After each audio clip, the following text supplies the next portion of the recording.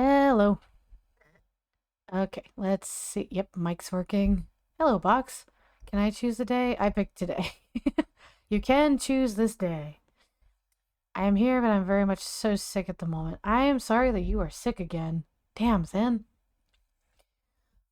Alright, so welcome to Tuesday. Um, we're gonna try to have fun with this one, but I don't know. This kind of game tends to get pretty real. I haven't touched a game in the series of the test in a couple years now, and I think the first time I played the game, or the first game, I definitely cried, and I don't want that to happen. I don't want to. I don't want to do that. But these are very interesting games, and I want to take a look. I never did the final game, so I figured why not? A good a time as any. I'm not gonna cry. Look me in the eye. I'm not gonna. Hold on. Look me in the eye. I'm not gonna cry. The price of a low immune system. I am so sorry. Damn. Okay. I'm just getting things ready and get my coffee. Like, I'm excited to finish this game series, but I'm also nervous because this is a game that makes you feel things. So I'm gonna do my best to keep composed, and everything's fine. So here we are. This is the quiz one, right? Yes, there are 3 games in this series, but they're all pretty similar in that it's a quiz and it really makes you think about yourself, your mindset, how you view certain things. At the end of each game that you complete, you are left with a secret word. And I think we're supposed to carry those words into the next game. So I had to go back and check my reviews to find my secret words. So also there is a creepy ambiance with this. Jesus Christ. Okay, hold on. What is with this? Hold on, you're about to hear it in a second. Yeah, I don't know why it's this loud. Okay.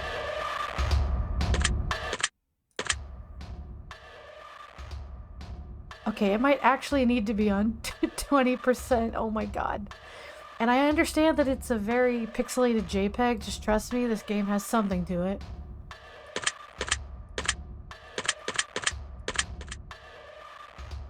Okay, is that too soft or is that okay for you guys? Because that's way louder than I expected.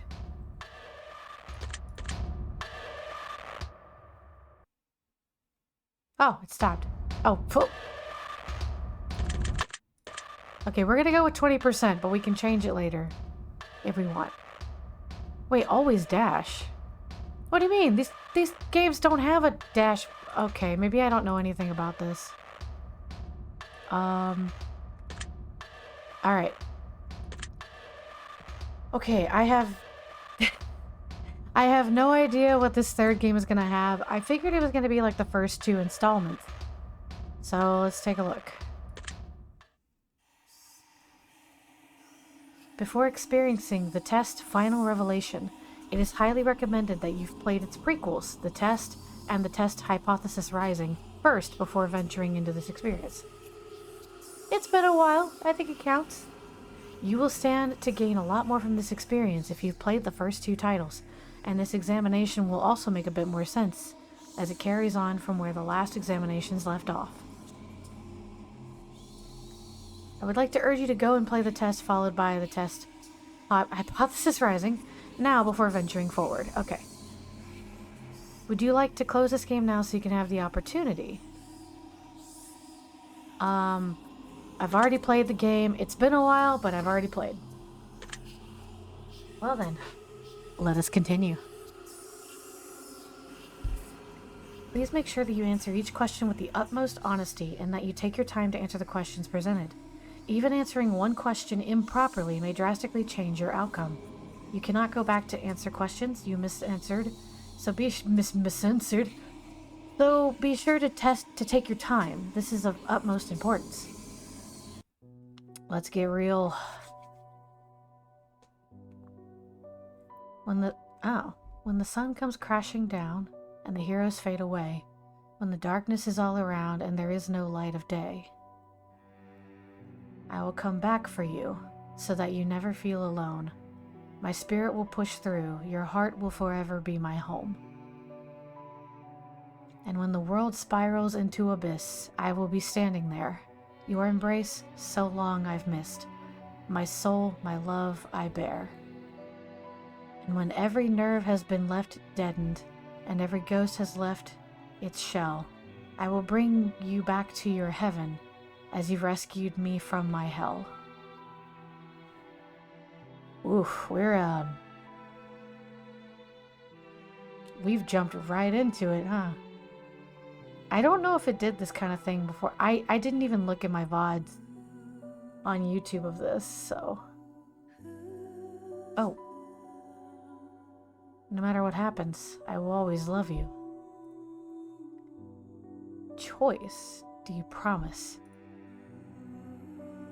With every ounce of my heart and each droplet of my soul, I swear to you.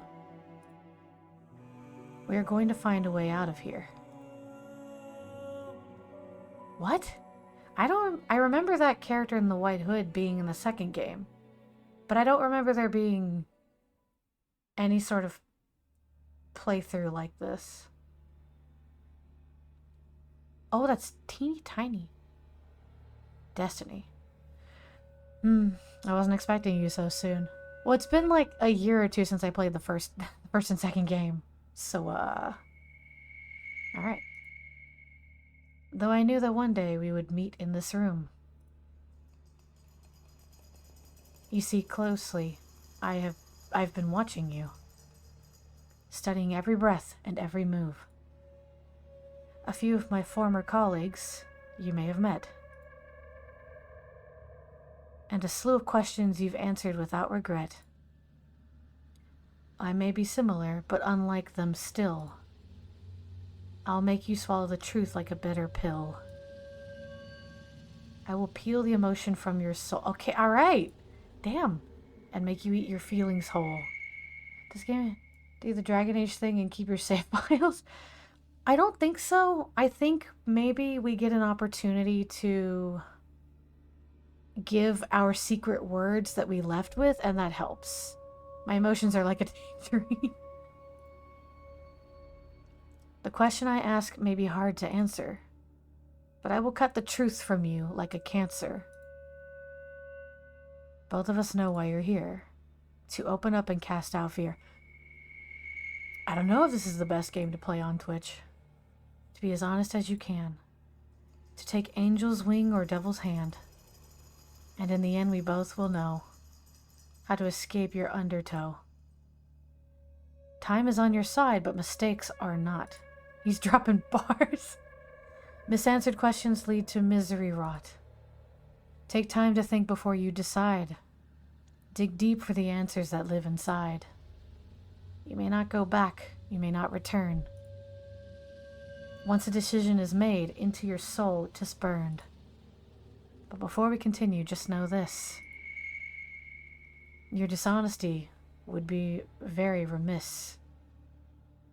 If your answers lack the guidance of truth, then your final destination will be rather uncouth.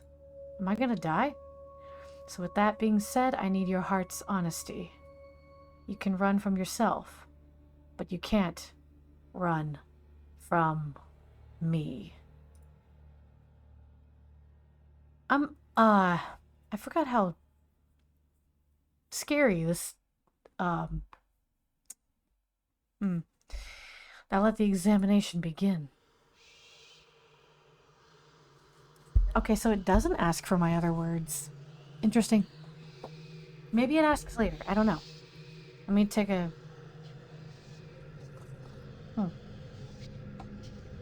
Okay, let's think about it. Do you ever feel like you just aren't good enough? I'm sure it depends on the subject. I think everyone feels like they're not good enough at something. Yeah. Do you ever feel like you put more effort into friends or relationships than others put back into you? Oh, what are you guys doing? Sorry, I'm just looking over now. I don't feel this way with everyone, but I definitely do feel this way towards some people. And I for sure felt like this in college and in high school. I definitely felt like even today, I try a lot harder than what I'm getting in return. You don't always expect something in return, but sometimes all you want is like a decent friend, and they can't even give you that.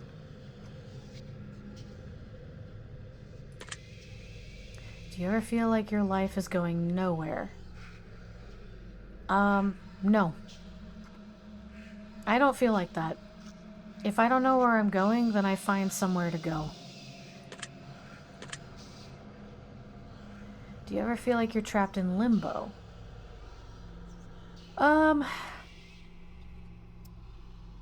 Can someone describe the exact definition of limbo? Because maybe I don't quite understand it. Celery is cool. I don't know what this means.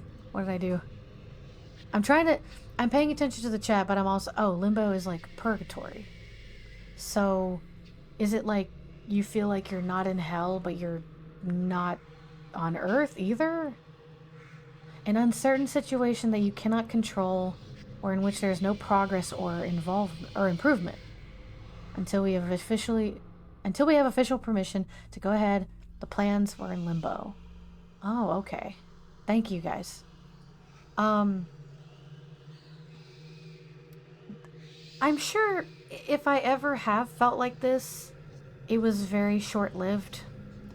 Again, if I feel like there's nothing I'm doing, then I will try to find something to do. Even if it's like, you know what? I want to go outside. I want to go to the river and just walk.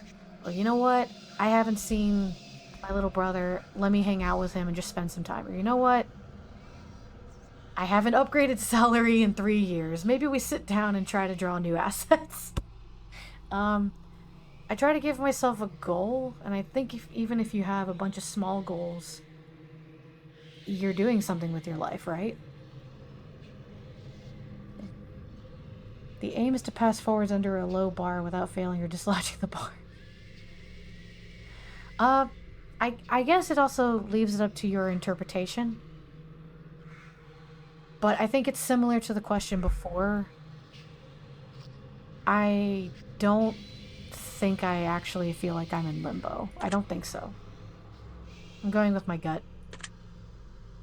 Do you ever feel overwhelmed by seemingly trivial tasks? Why is the party game limbo called that? I don't know.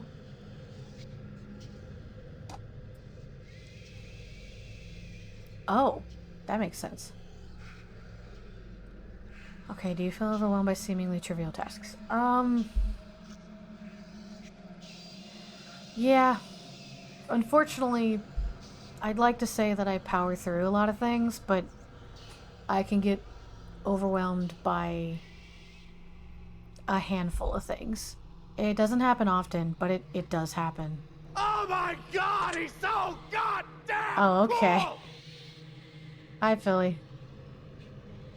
Are you sometimes afraid of what your future may hold? Well, in terms of what?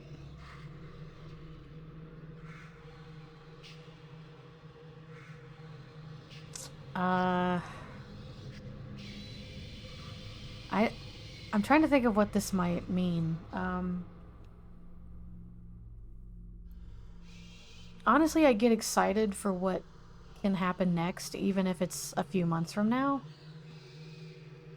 But I do worry about a lot of things. I don't know. I don't think that pertains to the future as a concept, though. I don't know if I'm wording this correctly. Are you afraid of what's potentially able to happen? Sometimes I am. Sometimes I'm worried about when or if I lose someone. I think about that way too much. Of like, what would my life or my future look like if I just suddenly lost someone important to me? I does that technically mean that I'm sometimes afraid of what the future may hold? I mean, other than the loss of people, not really. I'm not afraid of like what comes next.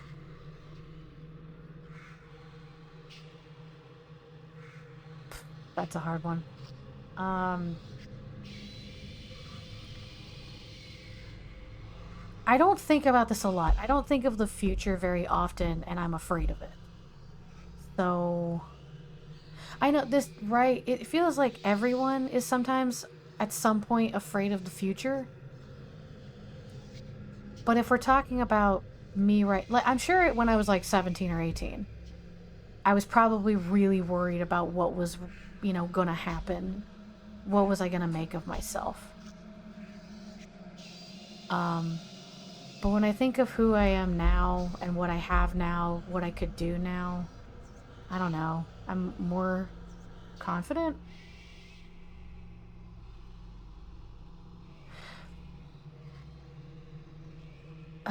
I don't know. I want to say no. My gut is saying no.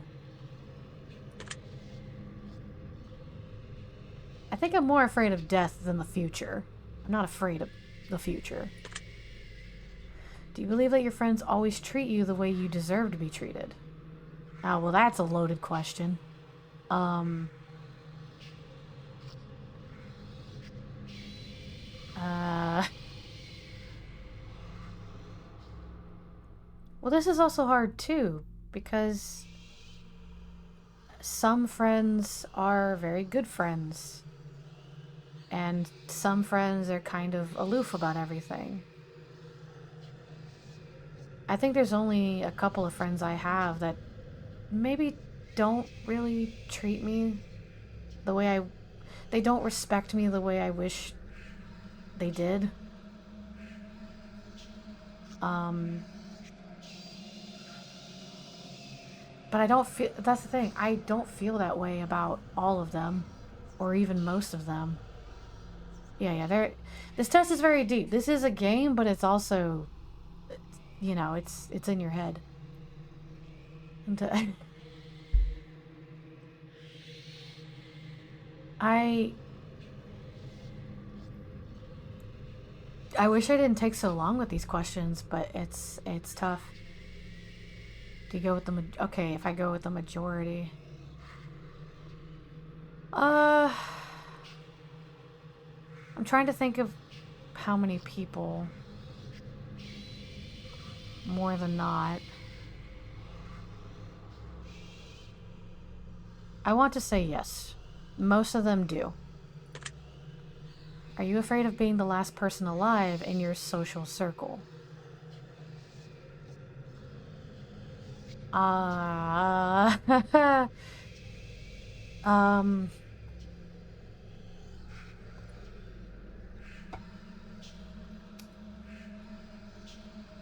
I, that's something I think I've asked myself before. Would I, would I rather, like, am I afraid of death, or am I more afraid of death happening to the people I care about and I have to live through it?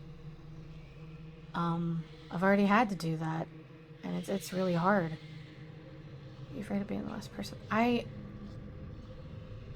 I'm not afraid of being the last person. I just know that it sucks.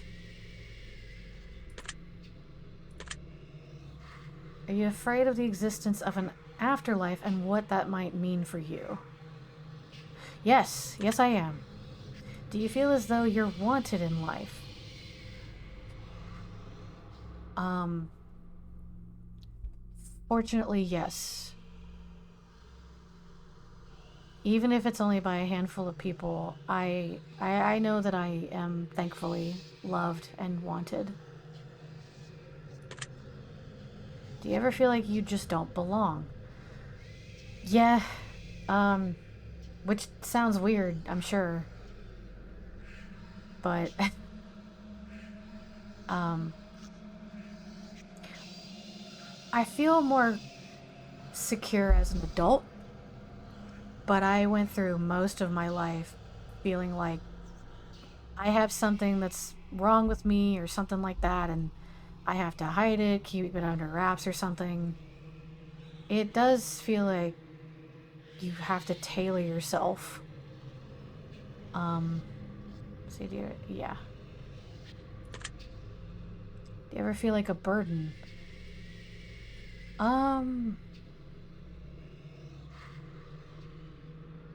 Yeah. Not to many people, but yeah, I think everybody feels like this. Have you ever felt left out? I don't know. I'm usually fine on my own, so even if I am left alone, I don't usually feel sad that I've been left out. Oh, no, yeah, get out of here. Take care of yourselves if you don't want to think about this kind of thing. This stuff gets in your head. I mean, you can talk about whatever you're comfortable with. Let's not make it weird. But this was voted to be the game that I played, so here we are. Love you, bud. See ya. I think more often than not, I do not feel left out. Most of the time, I don't. Or I don't mind that feeling. Pretty sure. Have you ever felt like a failure? Yes. Have you ever felt like you just weren't attractive enough? I think everyone feels that way, right?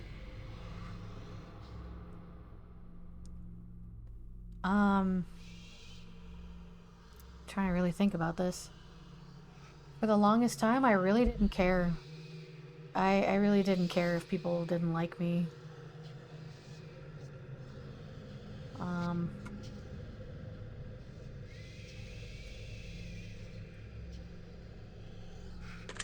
It's very minor, but it's there. Have you ever worked yourself sick? Yes, it was a problem at my last physical job. Do you ever have racing thoughts at night that make it Yes, it's terrible. Are you afraid to ask for help? No. I've come to the conclusion that nobody should feel like that. And if somebody judges you for asking for help, they're the fucking asshole. Do you feel like people often criticize you? Often?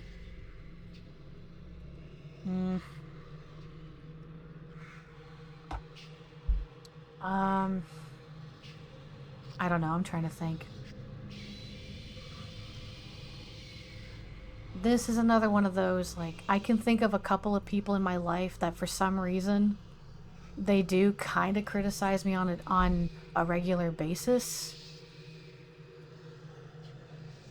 Can't creatures ask any sunshine and rainbows? Maybe there are some. The test is pretty long. Yeah. Do you ever feel judged by your friends or family? Yeah. Yeah, I definitely feel judged by certain people. It's just, most of the time I do not care and I will push past it. But, yes, I do feel judged. I don't let it slow me down, is what I mean. Do you ever wonder what your purpose in life is? Not really. I find my own way. If you could turn back time for any reason, would you? I realize it's probably a bad thing, but yes. There are people I wish I could see, and certain moments I wish I could relive. I think about it a lot, so, or well, especially during holidays, I think about this a lot, so. Would you say that you have many regrets in life? No. Not many. If I do something, I'm pretty gung-ho about it.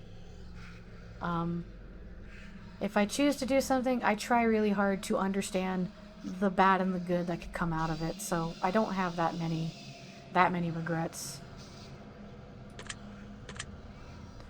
Does meeting new people for the first time make you uncomfortable? Um, a little bit, but not that much. I don't know. Let me think. I'm drinking coffee while I'm thinking, by the way. Just meeting new people. Honestly, I used to. I used to be nervous. I'm really not that nervous about it anymore. I can talk to somebody passing by for a moment if we happen to have something in common and be good with it. I don't think it makes me as uncomfortable as it used to. Does looking out your window at night make you feel uneasy? No. I think streaming helps with that too. I think it does help. Yeah. But again, it's that mentality of like, how are you gonna hate someone that's just like, you know, very politely like, oh, excuse me, like, oh, hello there. How are you gonna hate on that? I feel like... Never mind, I won't get into that. Do you sometimes double check that your doors are locked, even though you're certain that you've already locked them? Yes, it's a problem. I'm actually the only one in this house that remembers to double and triple check the locks. I will wake up sometimes and see that the doors are unlocked and get really uncomfortable. We live in a safe neighborhood, but it's just I don't like that feeling. If it's at nighttime, it better be locked. Do you ever feel like life is moving too slow? No, if anything, it's moving too fast all the time, and I wish it would slow down. Do you ever feel like life is moving too fast? Yes, I do. Do you feel uncomfortable when you're home alone? I used to never feel uncomfortable when I was home alone. Now I get a little sad, but I'm not uncomfortable. I don't mind being home at all. Let me see. No. Would you consider yourself to be a thoughtful person? Yeah, I would like to think I'm a thoughtful person. I probably think too much, too far into something that affects another person. Would you consider yourself to be superficial? Let me look up the definition. I just want to be... I kind of know what that word means, but I just want to... I want to be absolutely correct. Existing or occurring at the surface? I wouldn't think of you as superficial. Well, I appreciate that. Celery is very thoughtful. Oh, guys. Damn. You're so nice. What is this game about? This game is asking questions of... I mean, you can think about it too if you want, but these games are very good about looking in on yourself, how you perceive things, how you understand things, how you feel about them. And at the end, it tells you sort of like what kind of person you are, maybe the person you didn't know you were. I don't think anyone would think of themselves... I don't think I'm honest... If I'm thinking about this correctly, I think I am honest to a painful fault. I've gotten myself in trouble before with that level of honesty. I can't be a just surface person. Or if I do, it's very brief. I don't think so. But a personality test came a while ago. I should send you. Oh, that'd be nice. Thank you. No. Do you ever judge others by the way they look or dress? I want to say no. But I also think it's impossible not to judge some things by the way someone dresses. like, before you even speak to someone, you see them. So the only impression you can build on is their appearance. And unfortunately, we are kind of bound by what we were raised with, or like what social circles we had and what we are listening to. I think it's kind of, you can't help but judge a little bit by how somebody dresses even before you talk to them. Would you consider yourself to be high maintenance? No. No, I am not. I think I go out of my way to not be a burden if I can. I take care of myself. But it's, I mean, for Seth, it's like pulling teeth to, like, get me to do anything that might properly take care of myself in some ways. So, have you ever been bullied by someone you cared about? Yes. It's, yeah, I'm not gonna say any more on that. Let's just say yes. Have you ever been a bully to someone you care about? I'm not proud of it, but before the age of, like, 8, I was a really bad person to my brother. And I realize that's just a kid being a kid and not realizing what they're doing, but I was bullying my brother pretty badly, and I can never forget that. So, do you try to keep a low profile to avoid attention from others while in a crowded area? Yeah, but I don't have to try very hard. I mean, I don't like a lot of attention. But it doesn't take much for people to kind of walk past me. I don't think I look very striking, so like brown hair, brown eyes, just kind of person walking through the grocery store. I don't know. I don't have to try that hard. Do you try to keep a low profile? Yeah. Do you actively try to avoid busy places? Kids literally take a while to develop empathy, like their brains just... Correct. But I remember being that way. I remember how I felt when I was being that way, and I can't help it. Which is why I try so hard to be a much better sister, a much better family member to everyone I care about. Is because I remember how terrible I used to be. I wanted to say, you know what? Yes, I do actively try to avoid busy places. I get so pissed off if I go to the grocery store in the middle of the day, if it's unavoidable and I have to go. I get so mad because I hate shopping now. I hate having to get groceries in the middle of the day. It's so crowded. You're in everyone's way. Half the people I brush by are really rude. Yeah. I avoid them. I try to avoid them. Would you sometimes rather be alone than surrounded by people you care about?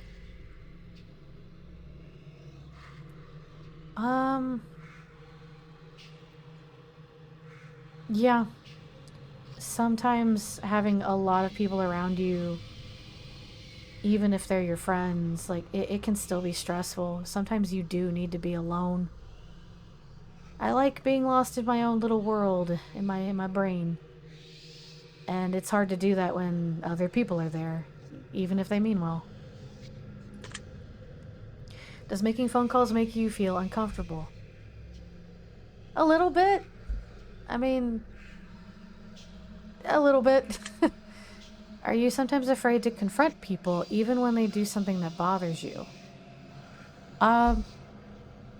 No. No. I don't think so. At all. I was actually just talking about something that happened at the end of last year.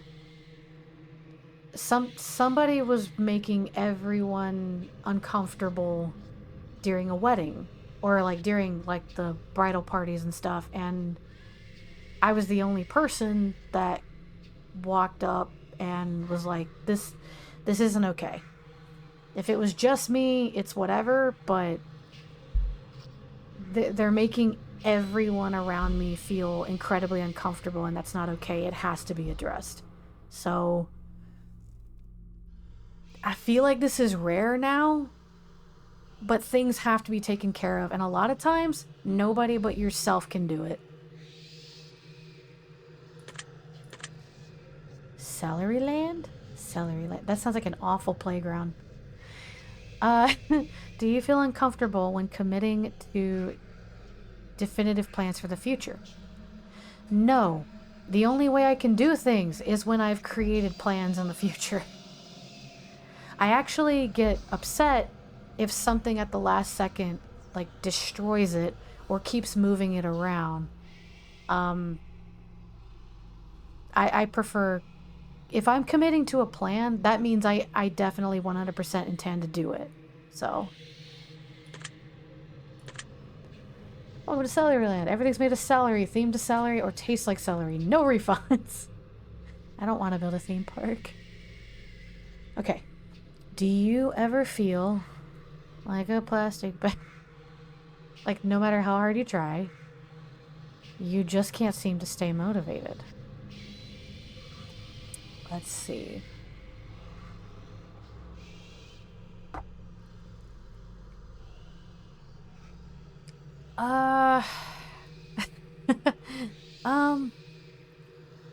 I feel like I have felt like this, but I also feel like I'm almost always motivated to do something. I have a hard time, like, sometimes I'll get motivated for something, and then I'll just have a couple of bad days, and then I just can't be motivated to stick with it, but I will still be motivated towards something else, most likely. I want to say I always want to be motivated. So I don't think, yeah. Do you ever fear that you are failing those who care about you most?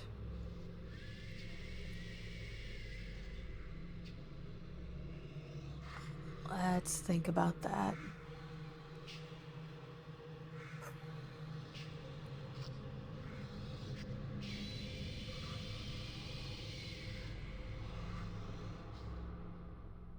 That's harder than I thought it would be. I think I do worry that I'm not enough, or I worry that I'm not... I don't know how. I think sometimes I do worry that I'm not doing enough for that person. And in some ways, I guess that means I do worry that I'm failing them in some way. I mean, that person always stops and lets me know that, no, I'm not. I'm not failing them at all. But I think I do worry about it a lot. Does driving a vehicle give you anxiety? No, it's actually pretty relaxing. Are you afraid of exploring new places by yourself? Nope. I actually like exploring places. Have you ever carried an object around with you that made you feel more comfortable? Yes. This game reminds me of I Am a Horrible... Oh, I've heard of that game. I Am a Horrible Person.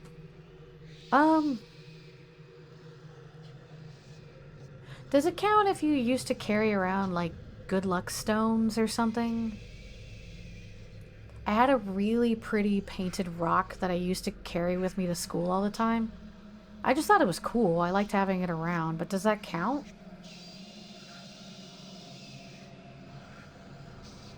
I think that's literally it, though. I had a cool rock once. Oh, wait. Does it count if it's your phone? I literally can't go anywhere without my phone, but I think most people can't do that. Yeah, I'm gonna say yes. A comfort... Oh, shit. Comfort thing specifically. Well, I feel uncomfortable if I don't have the thing. Okay. If I told you that I could guess your name correctly right now, would you believe me? Um... Mm, I'm trying to think if there's a way through the game that you'd be able to see my name. No, I don't believe you could know my name.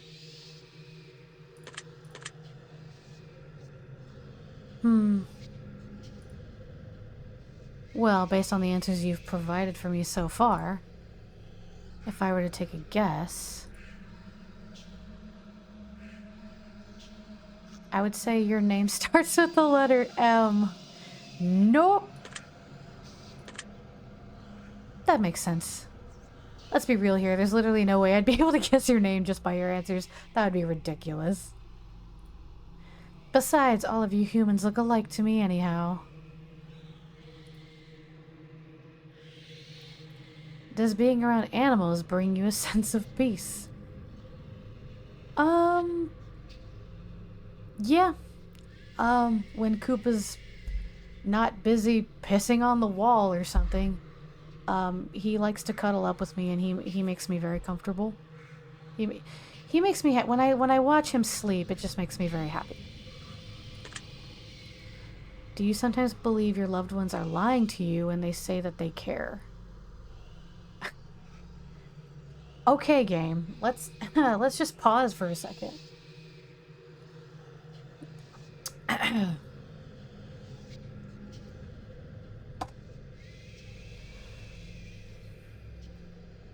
I think 95% of my loved ones that tell me they love me, I believe them. So do you think they're lying? No. Do you ever feel like you push your loved ones away? No. If anything, I try really hard to keep our relationship intact. I don't sacrifice myself, but I would never intentionally push them away.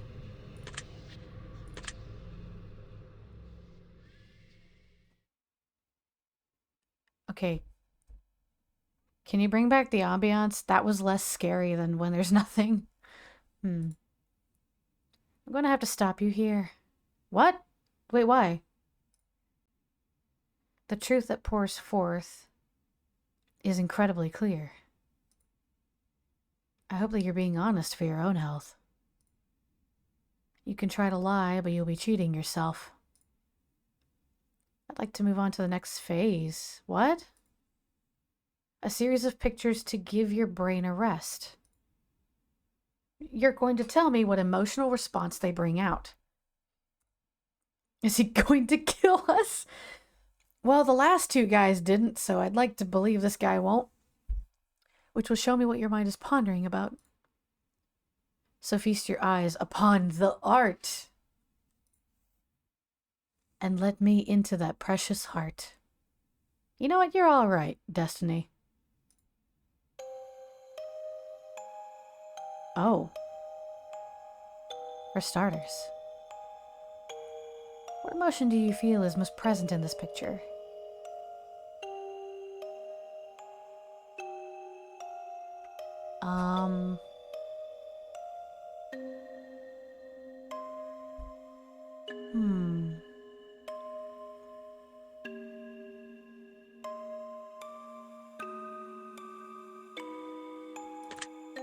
Relaxation. What word do you feel describes this picture best?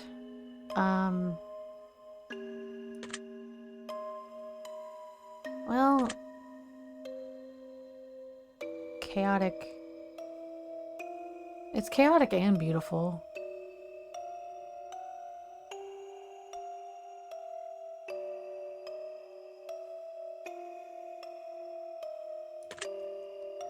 What do you think this picture is called?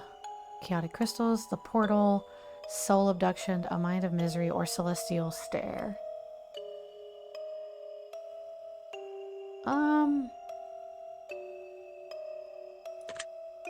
Darn. Very interesting. Moving on. Ooh, I like the textures of this one. What emotion do you feel is most present? I would actually say this one's more relaxing. Because it's more organic shapes. I guess I should have thought that through. Yeah. What word do you feel describes it? Oh, these are different. Stuck, abyss, toxic, demented, life, and exotic. I would say abyss. Maybe. Yeah. What do you think this picture is called?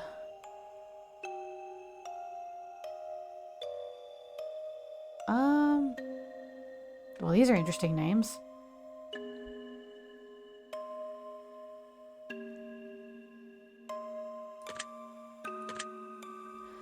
I see. Next we have this one. Ugh. Ah, my eyes. Ah.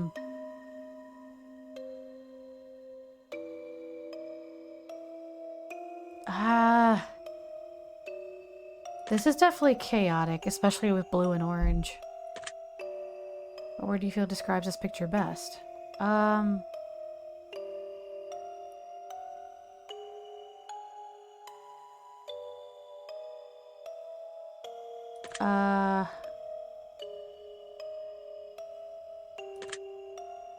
What do you think this picture is called?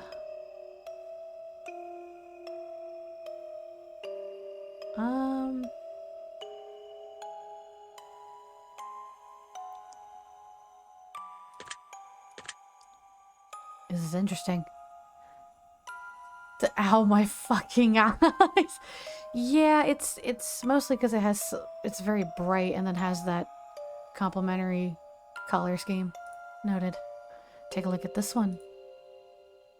Ah, jeez. See, I don't know if I'm ever gonna see them as angry because it's bluish and green.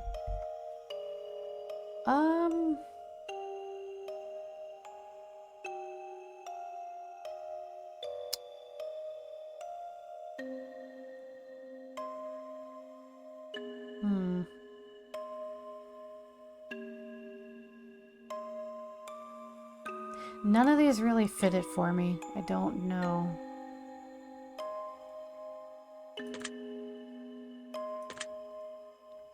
Or do you feel the description? What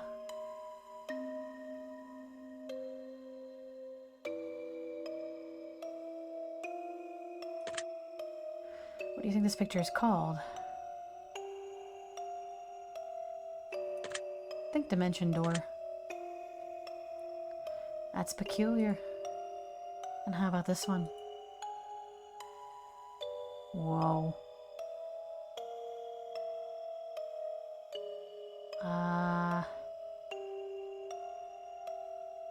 Anger.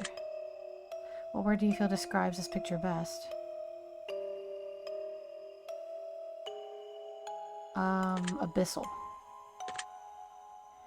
What do you think this picture is called?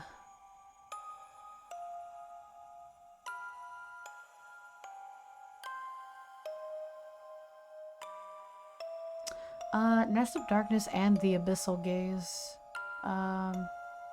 Pretty good. Nest of Darkness. I will make a note of that. And this here. Ay, ay, ay.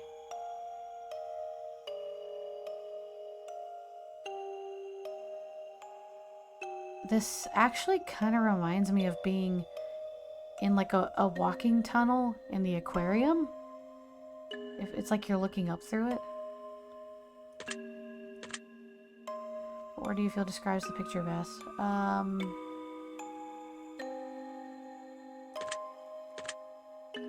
do you think this picture is called?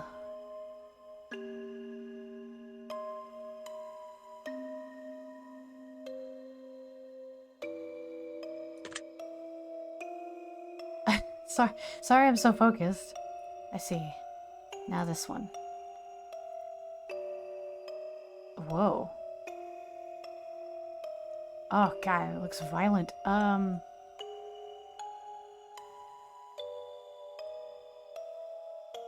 I can't tell if it's like angry or chaotic.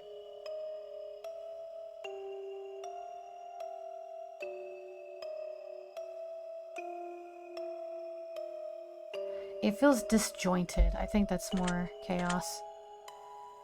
What word do you feel describes this picture best?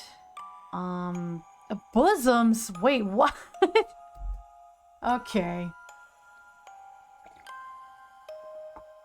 Yeah, no, get you some sleep. Take care of yourself. Thank you for stopping by then. Collide. What do you think this picture is called?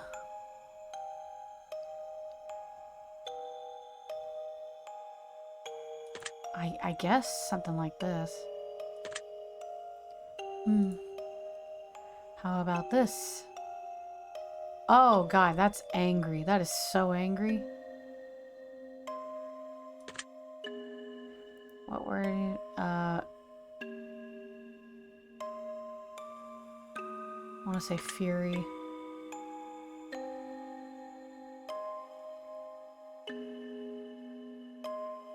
Rage incarnate. Super pissed off picture. That's interesting that you say that. Wait, what do you mean by that? How about this one? Ay. Okay.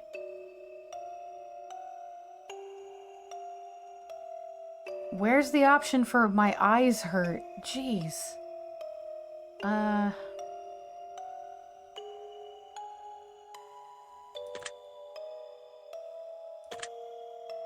Where do you feel describes it? It is very cyborgish.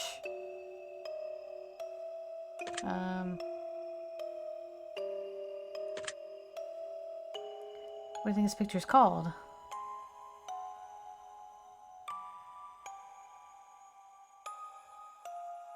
The data sphere or matrix watcher? Okay. I will make a note of that. Now this one. I don't think the last one's had pictures. Ay. This one just makes me think of power, but there isn't a word for that.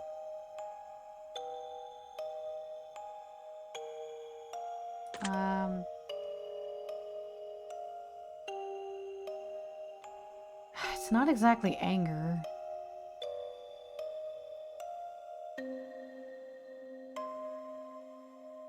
But that's kind of the closest word I can think of. No.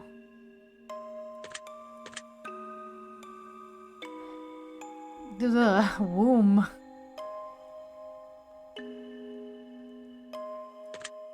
I think this picture's called. Oh, it does kind of look like a monolith heart. Huh. Birthplace of dreams. I like that. Interesting. Take a look at this. How many of these are there? This is kind of fun though. Like shapes, textures, and colors invoking emotion. I dig that kind of thing.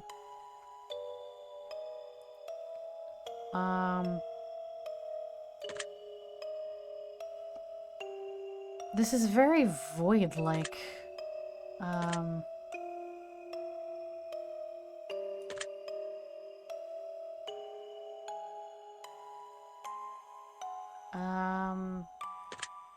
Broken. A pun we have here. Picasso face. Interesting.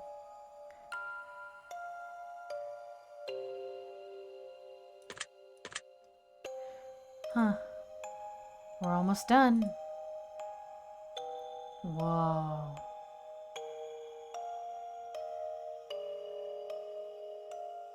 I feel like the music is also toning this for me. Because it's actually kind of relaxing.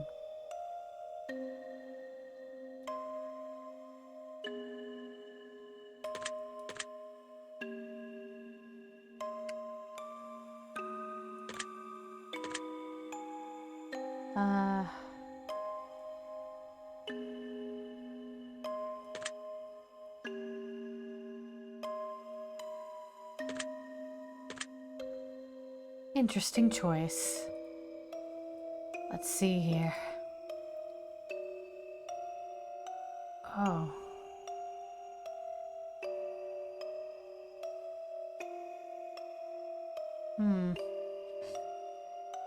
I wish we had more options. I mean, I know it already has a lot of options, but feel like a lot of these don't actually portray what I feel.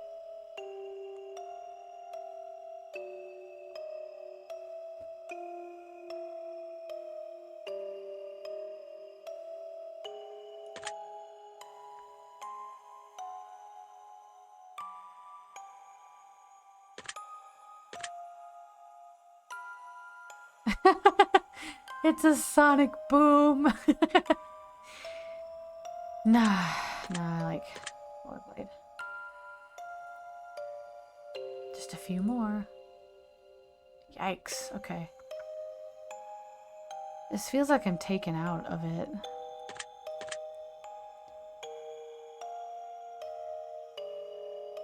Cosmic sphere.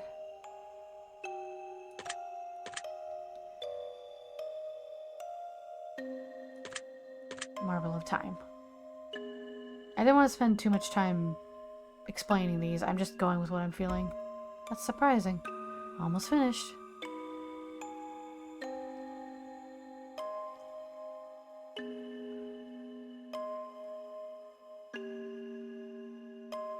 Feels like we're underwater on this one.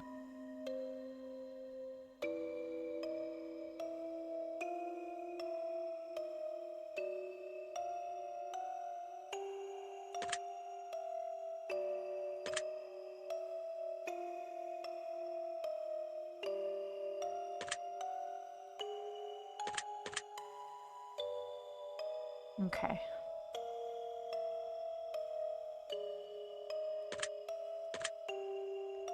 Very good.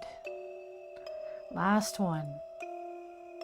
A lot of these are using the same color schemes, which is important.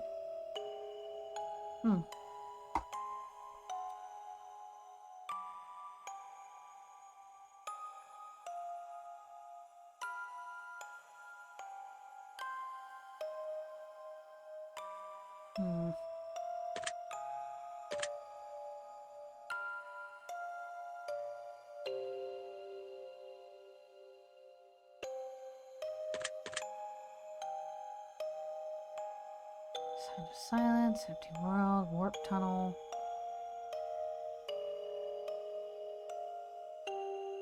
The static field. I think that about wraps it up.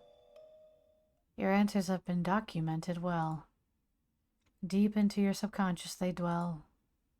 But I'm not finished with you just yet. There are still some truths that have yet to be met. As a matter of fact, this is only the start.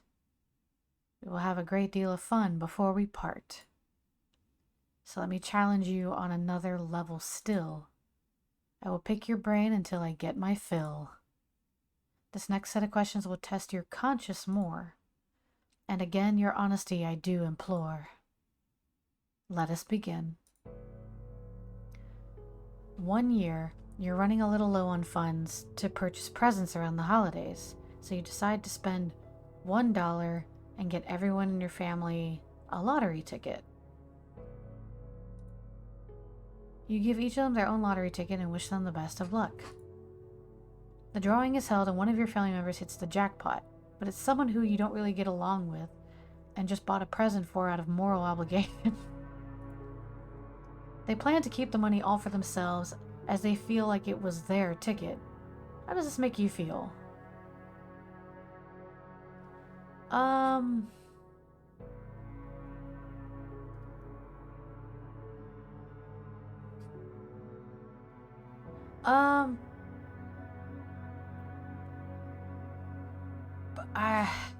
I think it's a little bit of jealousy and a little bit of like, that's just the way life goes. I'm gonna go with that. Very well. And what would you wish to do in this situation? Oh, in this situation. Oh my god. I mean, I don't get along with this person, but unless they killed my cat, I don't understand. I wouldn't, like, kill them or anything over this. If the roles were reversed and you were given a winning lottery ticket, would you share the money with your least favorite family member who bought you the ticket in the first place? I mean, it's gonna sound kind of bullshitty, but I kind of would. Imagining myself just suddenly getting a ticket,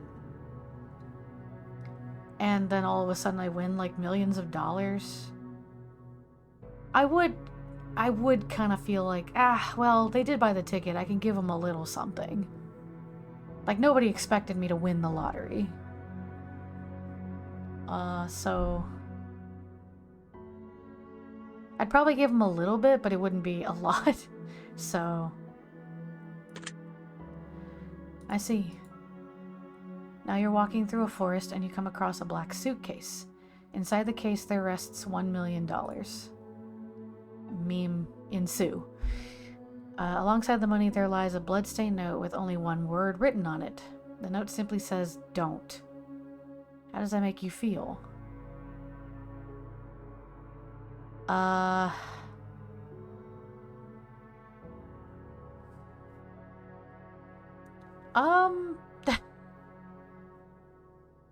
So, alongside the money, there lies a blood-stained note.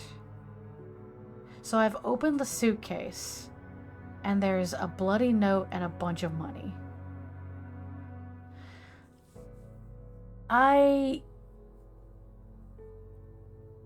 I wouldn't take the money anyway, but I think I would definitely be anxious. Like, oh shit, did somebody think, is somebody gonna come after me because I almost took it? Like, even if I'm like, oh, I'm not gonna take that, it's like, ah shit, because I touched the suitcase, is somebody gonna try to hurt me? I can't, that is what I would feel. Well, what would you wish to do in this situation?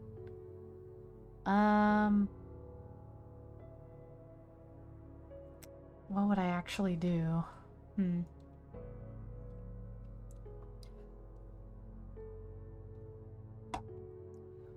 Part of me would want to call the police. The other part of me is like, this is really weird. I feel like if I tried, they would either get there and it's already gone, or they'd get there and it would get them killed. Realistically, I don't know. Realistically, I think I would just leave it alone. I shouldn't. I should confront it more, but I probably wouldn't. If the note wasn't covered in blood, would it change your decision at all?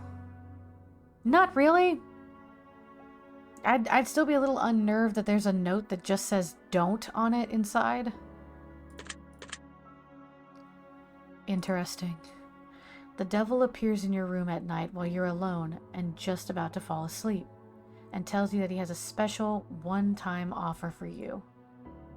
In exchange for your soul and eternal damnation, he will let you choose from one of 3 glorious bargains. He has not told you what those bargains are yet. How does that make you feel?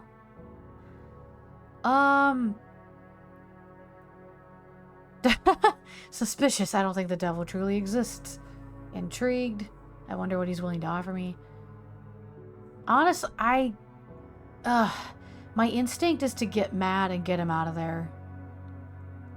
I would be a little suspicious, but I'd definitely be like, get the fuck out of here. The devil then goes on to assures you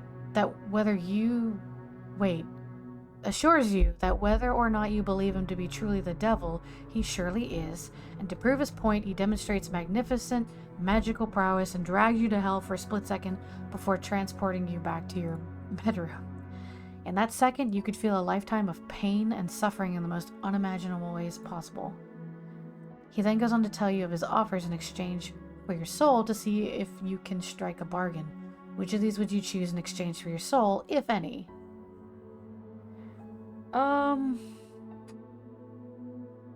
Well, if I was forced to realize that hell is real, which is already an interesting concept. Let's see.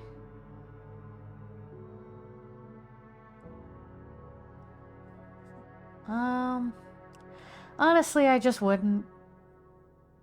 There's nothing worth selling my soul for. Even if he proved that was real and it's like, oh, this is the afterlife. I just, I have no reason to like this guy. I'm not going to sell my soul. If the devil offered you a deal of some other kind, would you accept it in exchange for eternal damnation? There is nothing I can think of that would make me think, oh, you know what? Who needs a soul? Fuck him.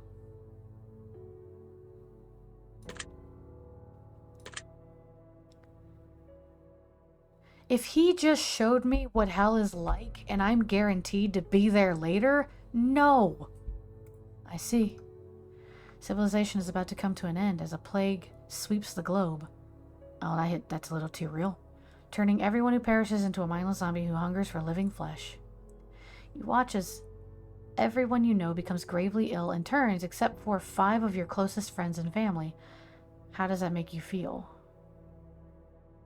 I do not fantasize about... zombies make me really uncomfortable.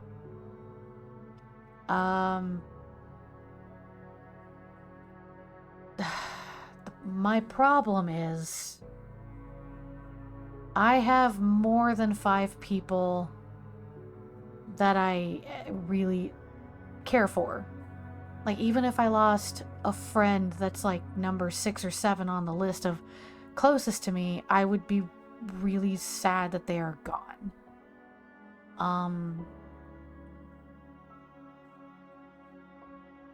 I'd love to be strong. I think on the surface I would try to be indifferent and just accept, like, okay, this is life, we have to keep going. But it would be hard to not be incredibly sad.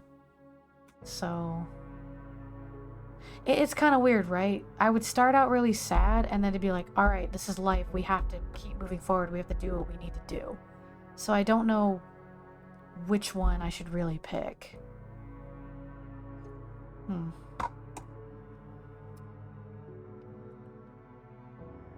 I think I'd definitely be sad. I think I would lose a lot of incredible people in my life.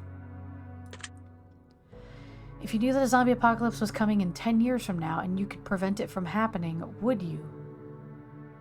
Yeah, I would try my best to not let the people I love die. Interesting. You've been working at a company for 10 years and you've been promised a very important and incredibly lucrative promotion. However, someone hired only a number of weeks ago has just been promoted to the position that you were promised. Your boss essentially tells you tough luck and that maybe one day you'll get the position, and that he had to promote the other employee as a favor for a friend. How does this make you feel? I would feel angry and betrayed. I think I'd be unbelievably pissed. Yeah. You've also learned a few secrets about the company that could be disastrous if they were to escape, such as the fact that they haven't been properly reporting their income for the last decade. What would you do? What would you wish to do in this situation?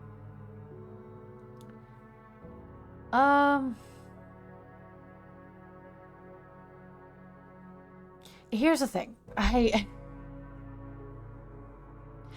Here's the thing. I would definitely think about reporting them, but not in order to get a raise or get back at somebody.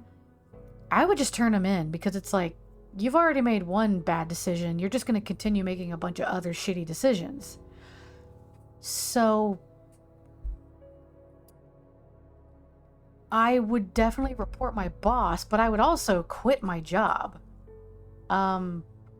I think the more important thing is that I would rather quit my job than try to threaten and get a higher pay. Because why would I want to work for that dickbag? Even if he finally paid me more, why would I want to work for him? If the roles were reversed and you were hired and promoted as a favor over someone more deserving, would you accept this position? No, that actually has happened to me before. No, I would not accept it. Very interesting. You're home alone at night, cooking food in your kitchen, and you turn around to realize that someone is watching you through your window in the darkness. They have their face and hands pressed up against the window, and they make direct eye contact with you before turning and running out of sight around the other side of the house. How does this make you feel?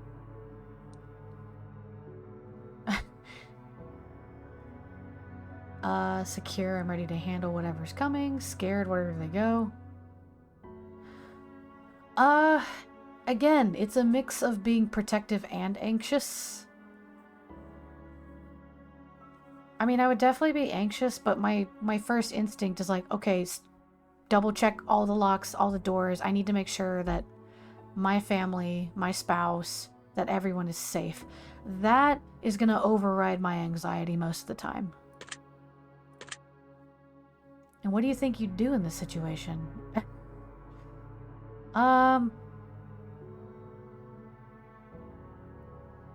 Okay. Again, sadly, I would do 2 of these. I would grab the nearest thing that is a weapon in my house, but I would also call the police. Why can't I do both? I got 2 hands. I can call and wield a wooden bat in my hand. I'm gonna say, based on the last question, my response was definitely like, lock the doors, protect what's inside.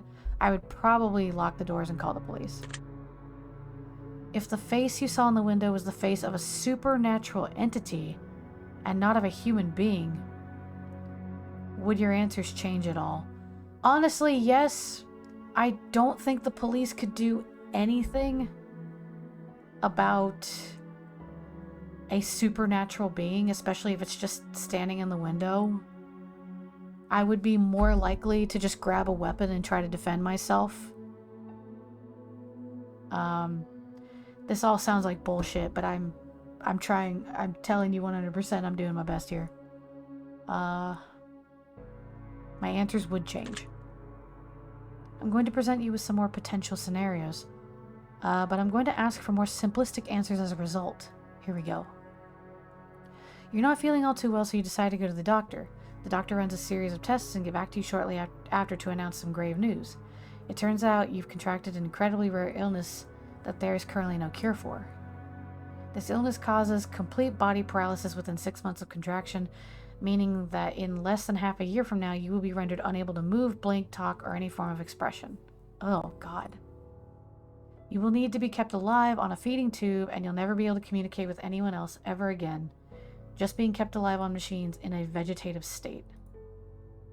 Would you want to be kept alive in that state, or would you rather have the... Oh, God. Oh, no.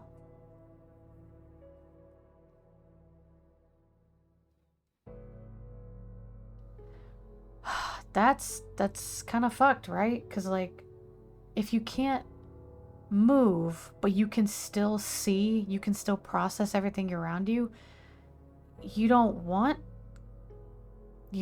to die.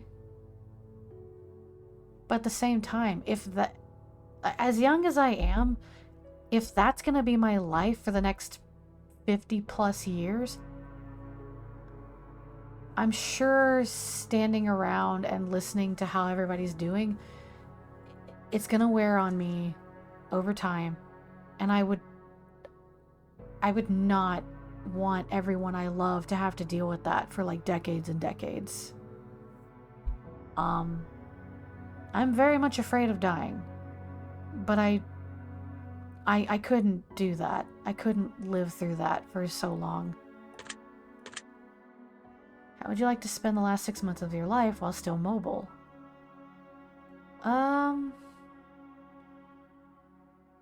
Oh, good grief. I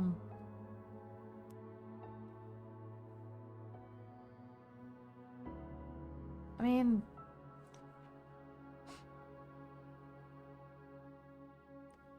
primarily it's going to be spending time with people I care about. I would love to see other countries before I go. That's kind of the only thing. I mean, I'm very fortunate. I've been able to see like 3 other countries before. 4 a little bit. So I'd probably be spending it with my friends and family. There are diseases out there that can put you in that sort of unfortunate situation. Does knowing this motivate you to do things you've never done before and pursue more from life, or do you feel relatively unaffected by the knowledge that this could potentially happen to you at any point in time? It motivates me. Mostly because I shouldn't, but I think about this sort of thing. The concern of, like, what if tomorrow I found out I did have an illness? What if tomorrow I die in a car wreck? I think about that more often than I should. Which is why I'm trying to, take care of my relationships, be kind to people.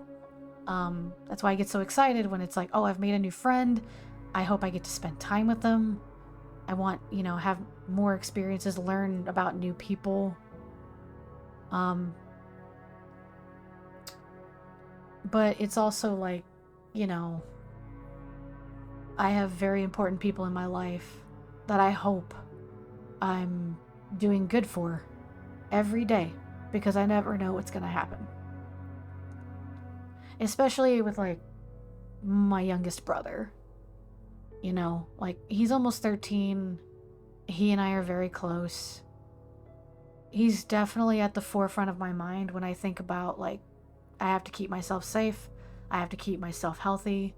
I need to be there for him. So I would say, long answer, squish it into a short one. Yes, it motivates me. Noted. You have a pet dog whom you've raised since birth.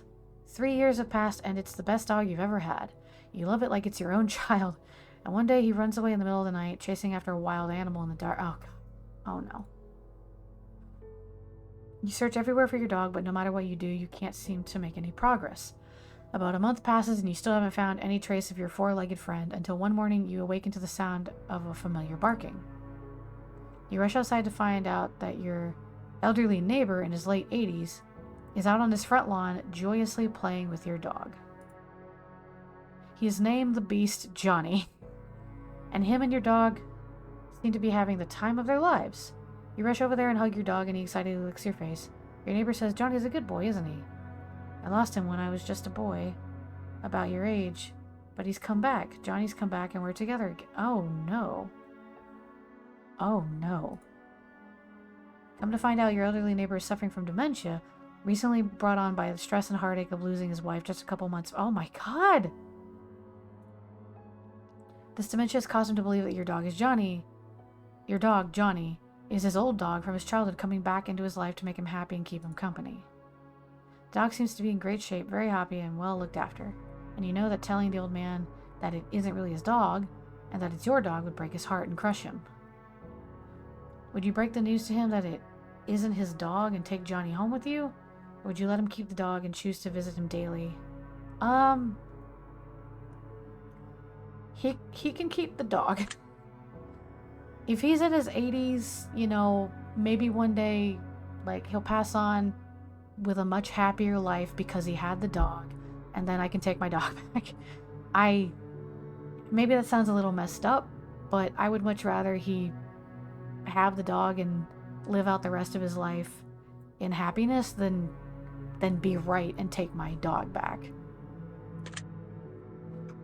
Does this story make you sad at all? Yeah, a little bit.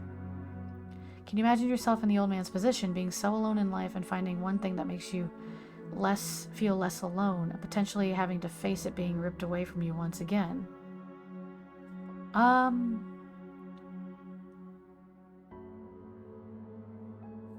Yeah.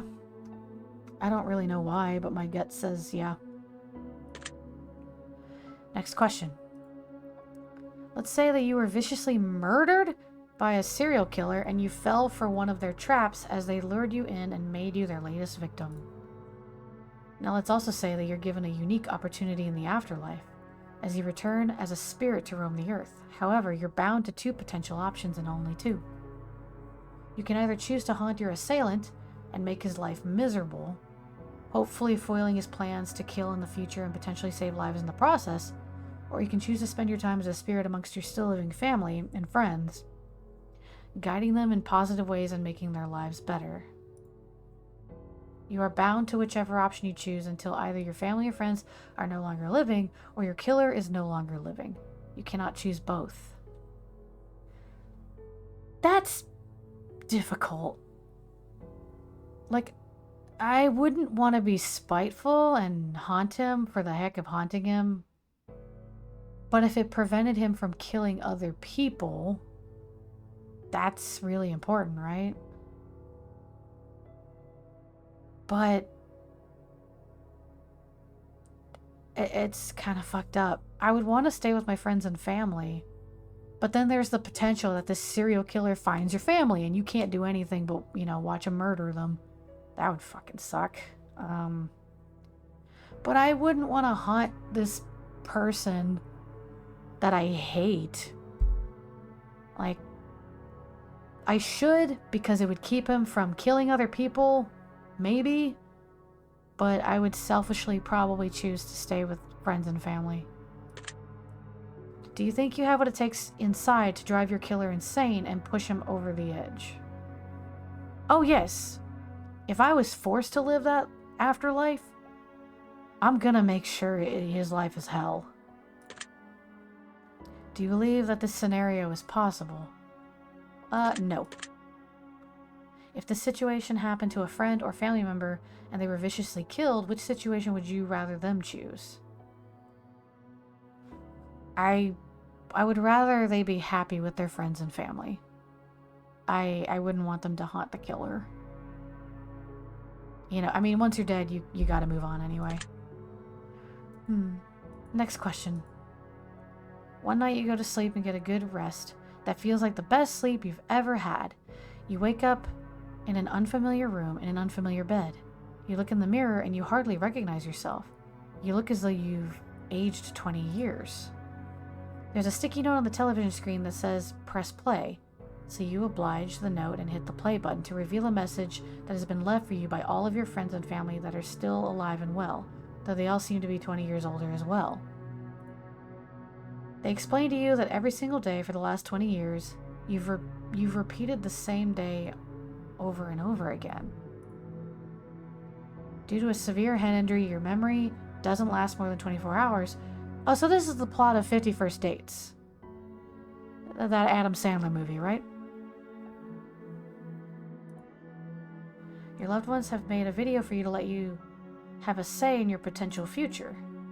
You have the option of either watching this video every single day so you know what's going on and continue to progress through your life even though you won't have any recollection of it, or you can choose to continue living as you have been, repeating the same day over and over again, living in ignorant bliss.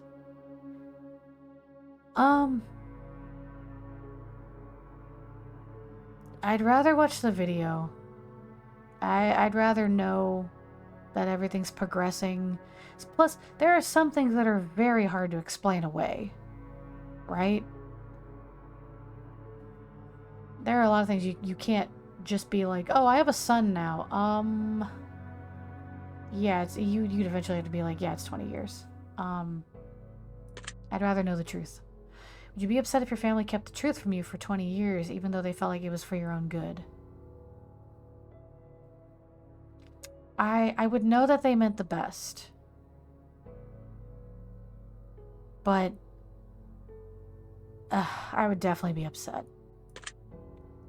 If your best friend was in this situation, would you make a video for them telling them the truth, or would you repeat every day exactly the same? I would want to tell them the truth. I would also let them decide, but I would want to make a video and tell them the truth. I will take note of your answer. You've come to find through... Oh, hold on. Tell you what, it's just in time for break. I gotta use the bathroom anyway. This test is really long. So, I should be able to finish it during stream. I don't think it's that long. I'm trying to keep my answers a little bit shorter, but we'll see. So, I'm gonna go on break for 5 minutes, and then we'll continue and see where we get to. See you soon.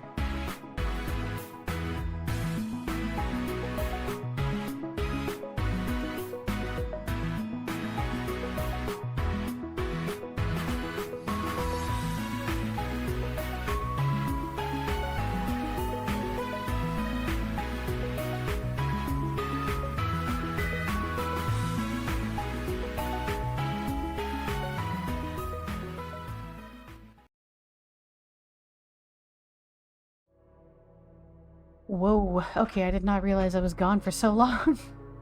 Sorry about that. Okay, so looking at this now. Get back to it. You've come to find through frantic digging in the attic and the reading of old files and newspapers that your parents are famed psychologists. Oh, that's gonna go well. Sorry, just adjusting my blanket. You've also come to find that they aren't really your parents. In fact, they're not even related to you at all. Oh no. From what you can gather through your new discoveries, a story tells of a young child who developed psychotic tendencies and went into a trance before murdering their parents in a tragically brutal way. However, that child suffered so much trauma from the event of the loss of their parents once the trance had worn off that they repressed the memory of their parents' death, blocking it completely from their mind. 2 psychologists took the child into treatment and performed studies against the child's knowledge, raising that child to be a fully functional adult, while playing the role of the child's real parents to further gather data and potentially help that child avoid a terrible life in the process. You are that child. Would you resent your parents?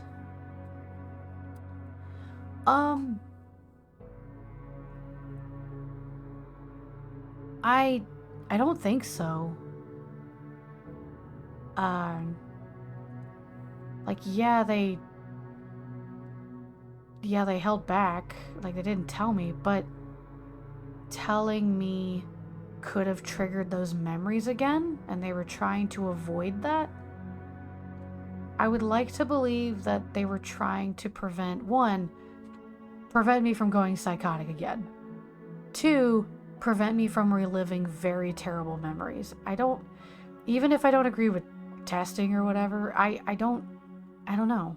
I don't think I would resent them for that decision. So, no. Would you be grateful that they gave you a second chance at life? Yes. They, instead of like killing off that child, killing me off, they recognized something was against my will. I didn't mean to do it, and they tried to give me another chance. At least that's how I would see it. Would you feel betrayed by your parents? I don't think so. Kind of hard to be betrayed when they gave me a new life. Hi, Ghost. I'm here to talk about deep things. Would you confront your parents about the articles you found?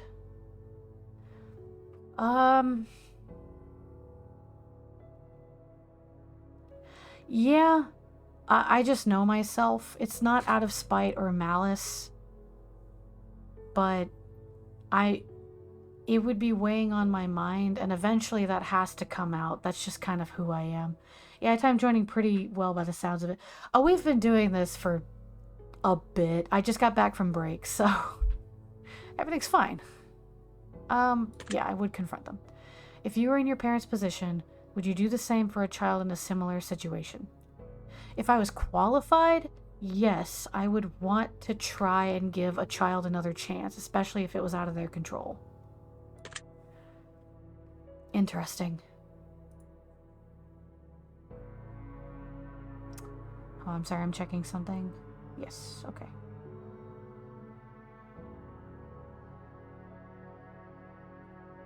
Okay, I have one final scenario for you before we move on.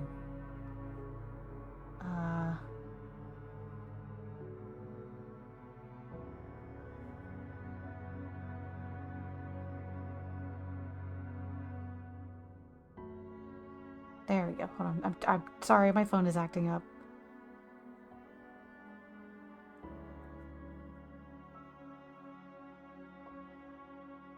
All right. There we go. And save that. I'm so sorry. A little distracted here. Okay. So. Let's see what happens. The end of the world has come and gone, and all that is left are post-apocalyptic soldiers roaming the lands, combing through towns and laying waste to any survivors in their path in hopes of claiming their equipment for themselves in order to survive this harsh, barren wasteland known as planet Earth. You get in good with a large colony of soldiers and spend about 6 months with them before they decide that you're not pulling your weight, and in order to save the very few food rations they have left, they exile you from the compound and send you out to fend for yourself. Well, damn. You decide to venture into a neighboring town in hopes of finding food that was left behind by raiders, and it only takes you about a day and a half before you strike gold. A hidden underground bunker stockpiled to the brim with enough food to feed an entire colony for a year. Now you have a few choices to make. Would you go back to the colony and tell them about the bunker, or would you stay in the bunker by yourself? Okay, I understand what it's asking. And for a second, I would think... Well, the fact that they're like, oh, you're not pulling your weight and we have to cut people. The problem is I wouldn't want to be by myself. If I have enough food for a colony for a year, I don't want to share that by myself. I assume that I still have friends and family in the colony, and I'm not going to blame them for the soldiers kicking me out. As spiteful as I would want to be, I would go back and let them know about the food. If you could choose to only tell some of the soldiers about the... if you could choose to only tell some of the soldiers about the bunker and let them in so you could lead a new colony but exile the soldiers who exiled you, would you do it? Well, that's not really fair.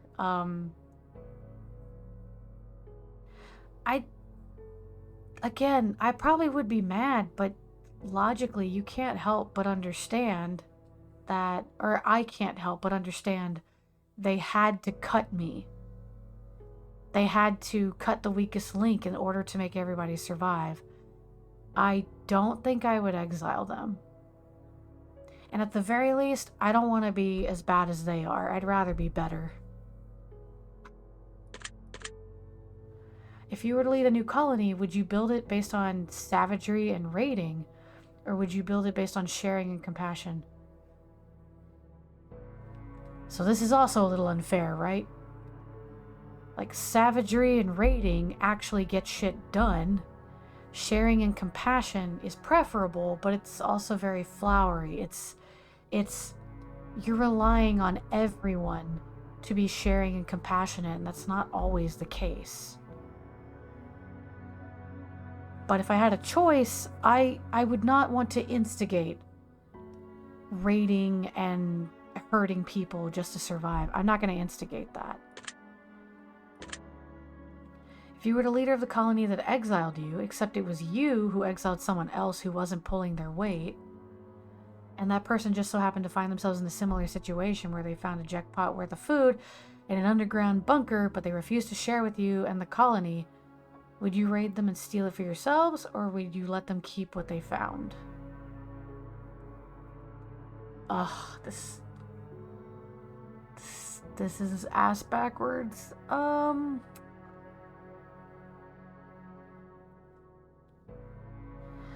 That's the thing. I wouldn't want to raid them. I would want to talk it out and see if I can negotiate. I wouldn't leave them alone, but I wouldn't want to hurt them either. I don't like this question. If I had to exile them and then they found food, I would want to talk it out. I would understand if they didn't want to come back, but I would want to do something in order to get some of the food.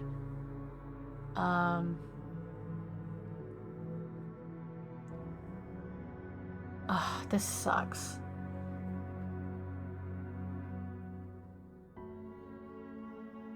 I wouldn't want to be... See, the thing is, I don't want to be selfish about it either. That person is by themselves. And they're hoarding the food out of spite. As much of an asshole as I would feel, I'm trying to keep a colony alive.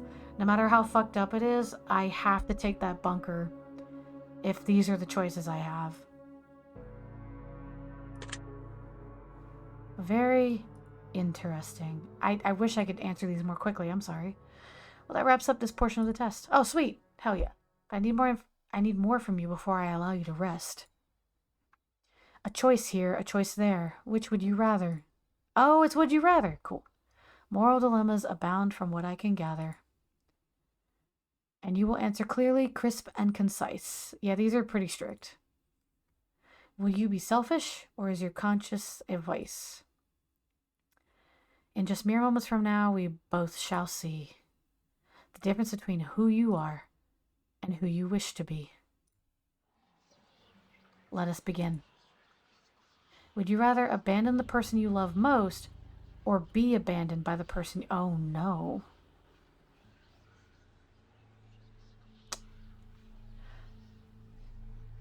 I'd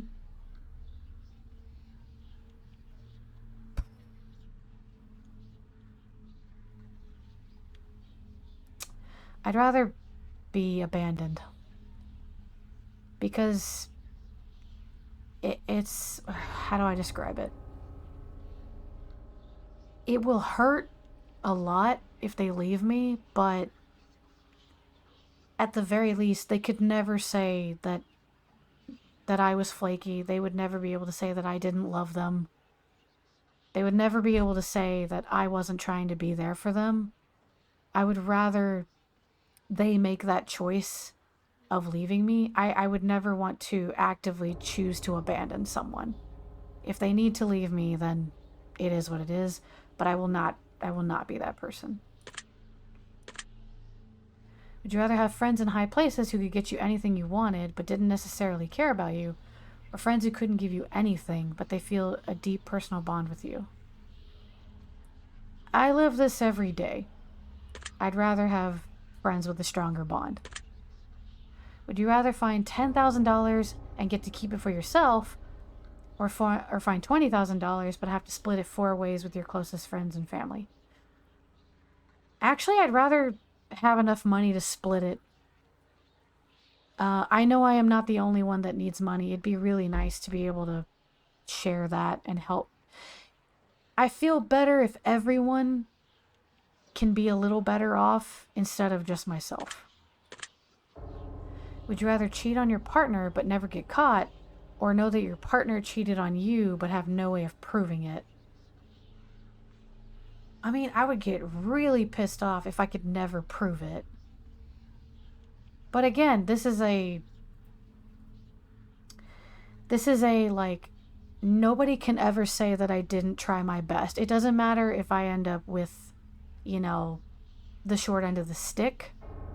I can still hold true to what kind of person I am. I'm not going to be the one that cheats on my partner.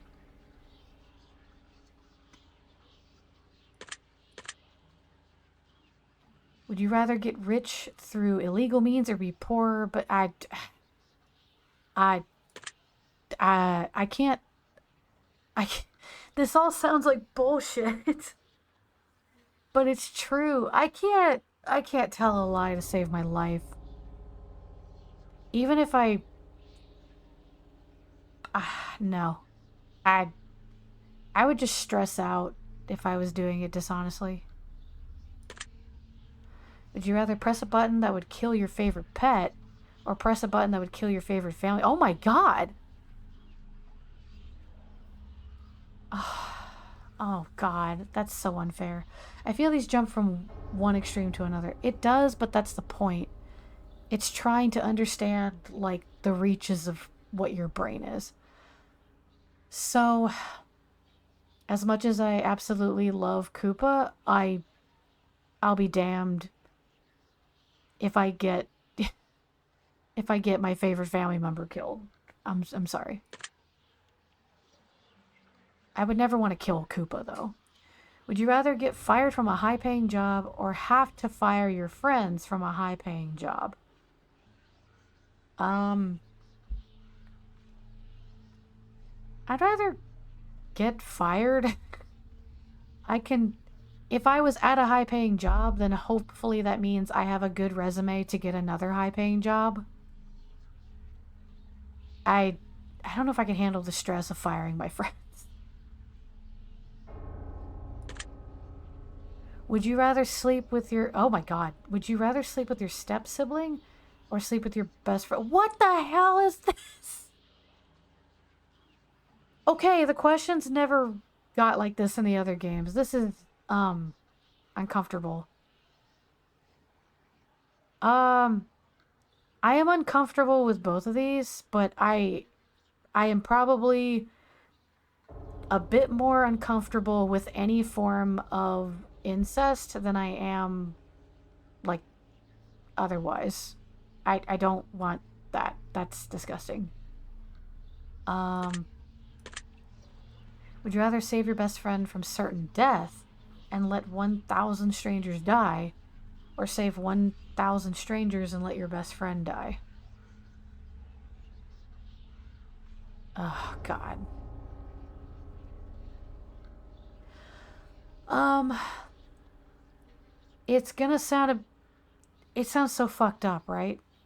Like to let a bunch of strangers die, but my life is based on like the bonds and loyalty I have with the people I know. I not the people that I don't know. I would never want to harm anybody, but I'm going to instinctively save my friend. They are important to me. I will feel really bad about letting people die, but my instinct's going to make me save my friend. Would you rather get free food for the rest of your life or rescue a starving child from a third? Whoa.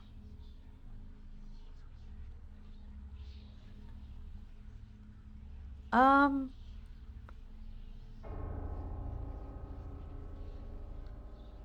oh god. This is a little unfair.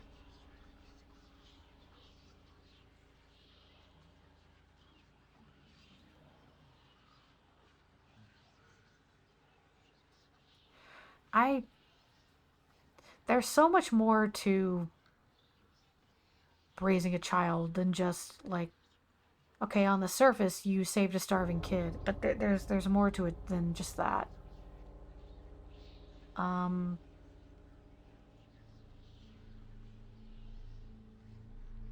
there's a lot of responsibility. I'd love to help somebody, but and you're also right. It, if you get free food, then you're able to spend your money on other things that might be able to help people like that. Me rescuing a child right now does nothing for no one. That is also what I was thinking. Like you could save a child, but it not really helping a lot of people. Would you rather be rich but without family or poor with family? I grew up poor with family and we did just fine. I'd rather live this life than any other life. Would you rather have to steal food for the rest of your life in order to eat, or steal enormous amounts of money from the wealthy and have to destroy the money immediately after? What? Wait, I'm sorry.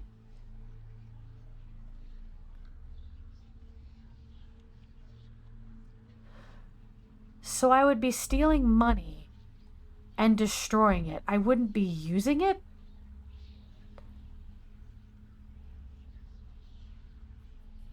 I what? I don't want to do either of these things. Would you rather have to steal the rest of your life for food, or steal, I mean, as long as I still get to eat. The thing is, if you can't even spend the money, you're not even buying yourself food. This is weird. I'm gonna say I don't want to have to steal to eat, but I'll steal from wealthy people. I guess I don't really care about that. Would you rather serve 4 years in the military during wartime, or move to a third world country and never be allowed to return home? I would.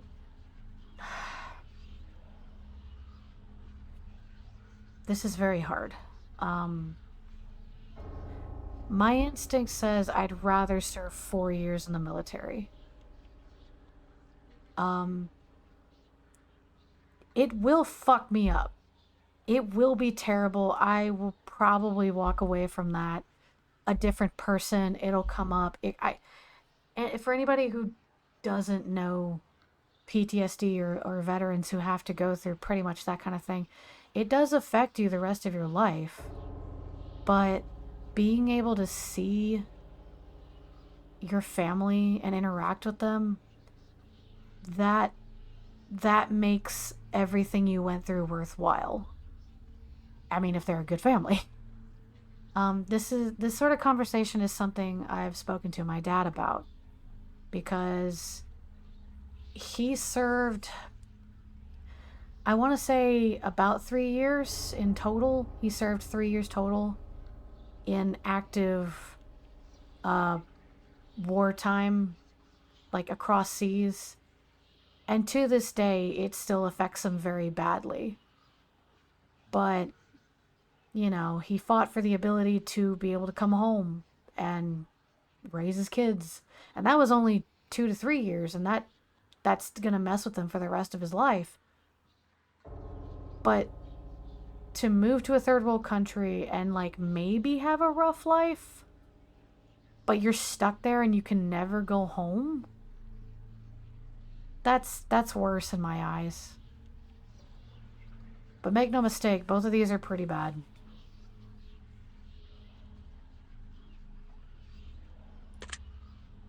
Would you rather always be traveling 10 miles above the speed limit, or 10 miles per hour below the speed limit? It would suck, but I'd rather be below the speed limit.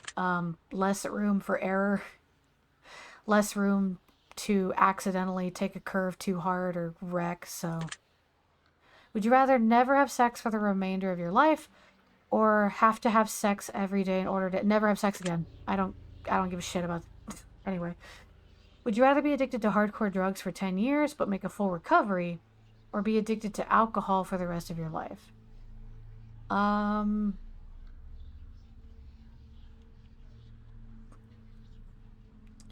mean, if you I don't know.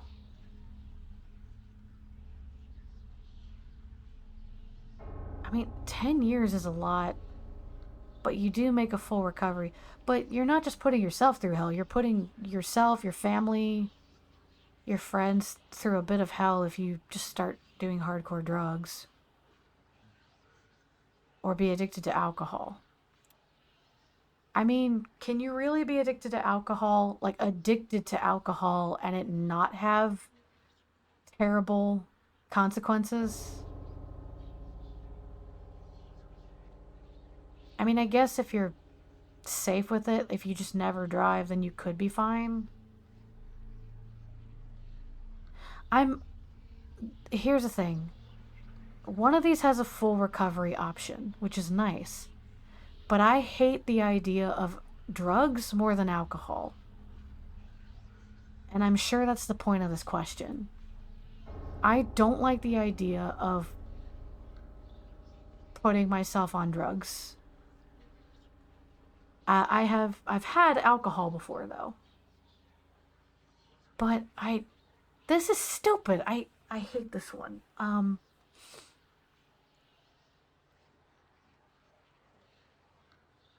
But is it worth it to do that for 10 years and then never have to do it again? And you're not addicted to alcohol.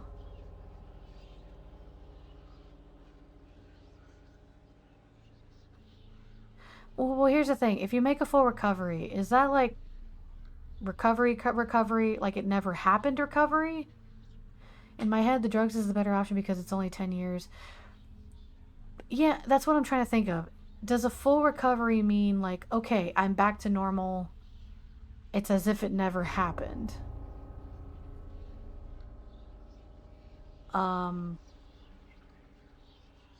Alcohol, I've never had a problem like keeping it very light. So I'm trying to imagine if I was actually addicted to alcohol, but I'm not.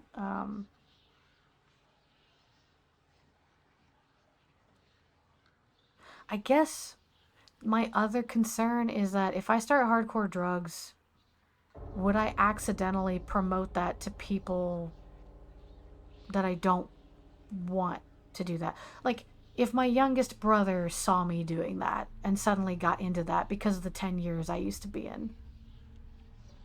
Like, that sounds a bit unfair, but this is a fucked up question, so.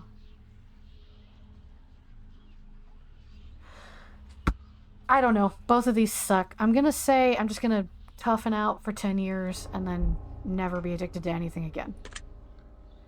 Would you rather live to be 200 years old in a perfectly preserved, youthful body and have to watch your friends and family die around you, or live to be 70 but die before your friends and family? I've imagined both scenarios before. I don't really know which one's better or worse. I'm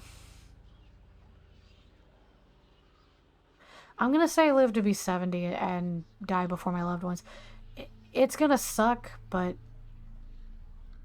I I don't know. You could live 200 years and it's like, oh, you can make new friends, you can make new family, but like, I would not want to outlive all my children. I think that would hurt a lot more than the fear of dying. So, would you rather sacrifice all of your friends in order to survive, or sacrifice both of your parents? What the?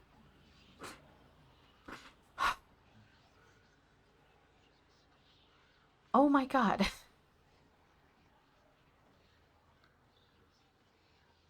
Oh my god. This this is rough. Um Oh, this is so unfair. It feels like it's not fair to sacrifice my friends cuz they shouldn't be a part of it, but I don't know. My parents are older.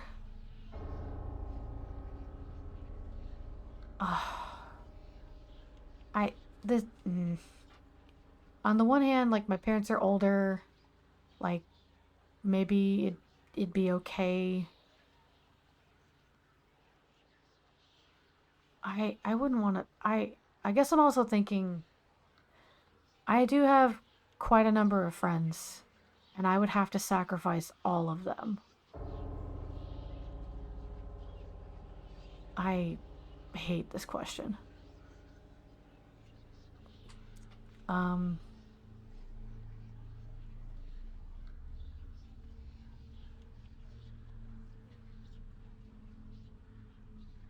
as this is, it's tough, right? Like, you love your friends, and they mean a lot to you, but I can guarantee you my parents have sacrificed way more than my friends ever can for me. And that's why it feels a little fucked up to throw them away. But, you know, they are older. I was kind of surprised that this isn't a, like, why can't I sacrifice myself kind of thing. But that would be too easy, right?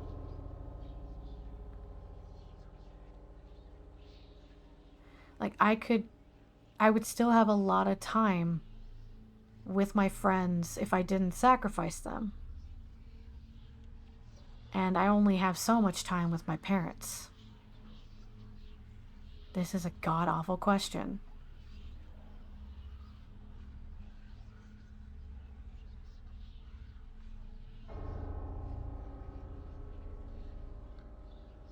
I wish I could answer quickly. I can't. I don't know what to do. Ugh. I don't like either of these. People are very important to me, but oh god.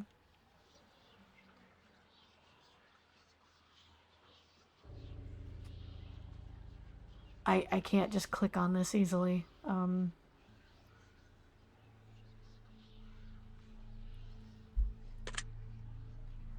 Would you rather get acknowledged for work that you didn't do, or work hard for the rest of your life but not receive any praise? Uh, I'm sure it feels good to be complimented for something, but if I didn't do it, I'm gonna. Even if I. I'm not the type of person to sit and really think about it and be like, oh yeah, that's definitely me. Um, Instinctually, I would correct people, so I don't think it really matters if I get acknowledged for work I do or didn't do. Because I would just, that would eat away at me very quickly and it wouldn't go anywhere, so I would just, it's fine. Would you rather punch a nun? This question was in the other two games. Would you rather punch a nun or get punched by a nun? You can punch me, it's fine. Would you rather lose all of the money you've earned this year or lose all of the memories you've gained this year? I will lose all of my money, that's fine.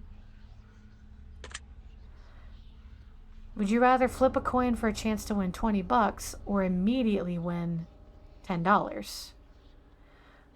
Money is really not that important to me, so sure, we'll do our chances. Would you rather know how you die or know when you'll die? I'd rather know when. Like, that way I don't really have to worry, like, I don't have to worry about whatever I'm near.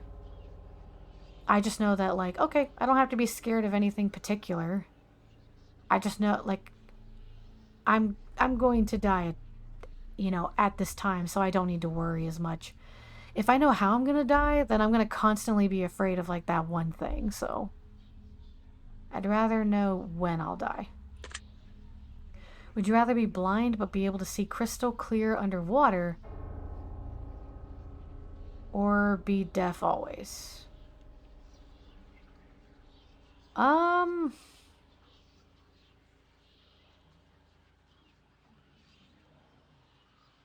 I would hate to lose my sight. I think I'd rather be deaf. I'd rather learn how to get around being deaf. Would you rather give up all internet and social media but be able to travel the world for free or have the best internet in the world for free but never leave your house? This hits different now, right?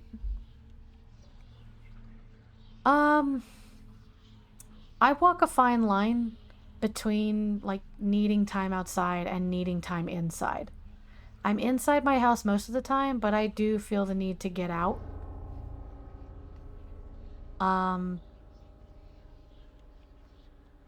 If I can travel for free, well, plus, okay, so texting and calling do not require the internet.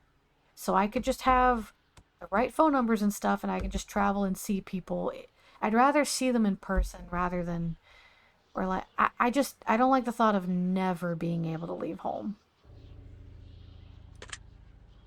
Would you rather walk barefoot across a bed of hot coals or walk barefoot through a pitch black, snake infested corridor?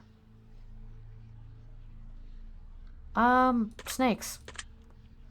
Would you rather be the judge who sentences people to death or the executioner in charge of killing them? Oh, dear God.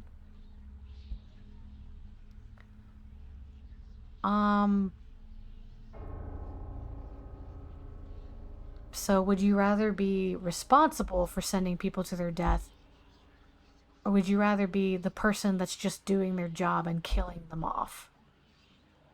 So one is definitely like, would you rather take responsibility or would you rather not? At least if I'm the judge, I'd be able to hear them out and hopefully make the right decision. Would you rather have a witch cast a nasty hex on you so you always have bad luck, or be haunted by a demon intent on possessing you? I'd rather have bad luck. I don't want... Get the hell away from me, Satan. Would you rather be married to someone incredibly beautiful who doesn't find you attractive, or be married to someone whom you're not even remotely attracted to, but they find you incredibly attractive? I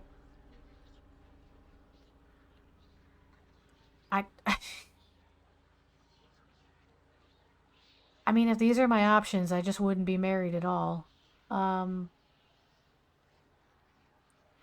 I'd rather be married to somebody I'm not attracted to. I'm assuming this is physical attraction. I don't really focus on physical attraction anyway. Second, need the ego boost. I guess this does come off as selfish, but in my head, I don't know. I can grow to be attracted to somebody just by hanging out with them and their personality, if they make me laugh and such. I don't really put a whole lot on the appearance. I've met a lot of pretty people that I'd rather punch in the face than anything else. Would you rather work a high-paying job that you despise or a low-paying job that you love? I'm already doing this. Would you rather walk 1 mile home wearing nothing but a pair of socks or be fully clothed but have to walk 100 miles to get home? I will... Oh, you have to be naked. Oh, that sucks. Oh, God.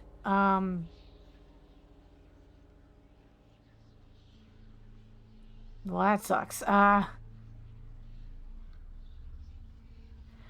think the anxiety of not being home and comfortable would get to me.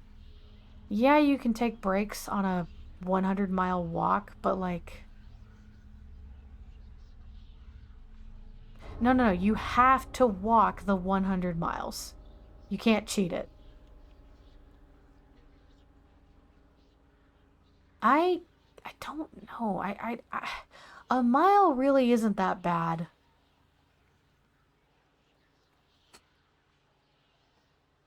And it would feel extremely awkward to be naked. I'm trying to figure out what is more severe.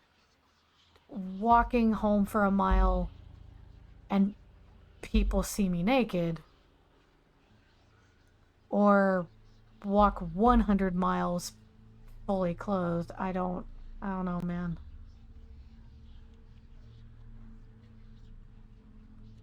I don't know. How bad do you want to be home? How bad do you want to be clothed?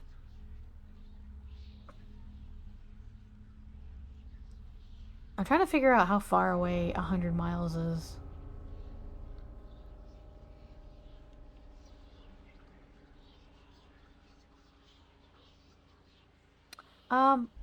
I think I'm frustrated with myself because, yeah, that's the thing. If it's like the dead of night, you could walk 1 mile in like 20 minutes or so, or like 30 minutes at most, and like nobody really sees you. But being 100 miles away from home, you know what? I'll take my chances. Would you rather find $5 in your pocket or have to grab $100 out of a public toilet? I mean, I can clean my hand, right? Yeah, I can clean my hand. I'll just... It's fine. I mean, it doesn't say it's a filled public toilet, right? Would you rather have 100 of your favorite books but never watch a movie again? Or have 100 of your favorite movies but never read a book again? I really wish I read more, but I don't. So I'd rather give up books. Well, I don't watch a lot of movies either. Not anymore. Would you rather always be 20 minutes late to everything or 2 hours early to everything?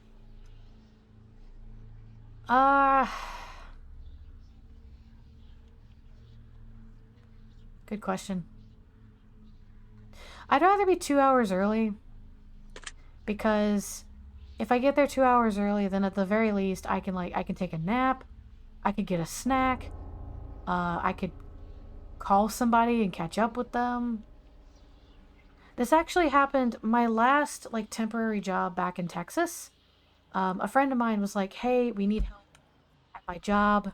It'll only be for a couple months, but we really need it during this time." And I was like, "Sure, I got you. I'll help out."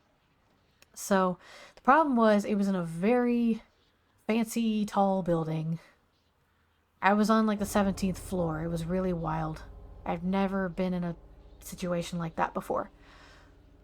But because of traffic, I always had to leave my house like 2 hours early and arrive there an hour early. Because if I didn't, I was always going to be like 5 minutes late. And I hated the feeling of being late. So if I got there early, at the very least, I could like call my parents and catch up with them. I could call a friend. I could watch a YouTube video. I could take a nap. I'd rather be early. Would you rather find a dead body or be a witness to a deadly assault? Oh, okay. Well, this is a turn. Do I have any coffee left? Oh, a little bit.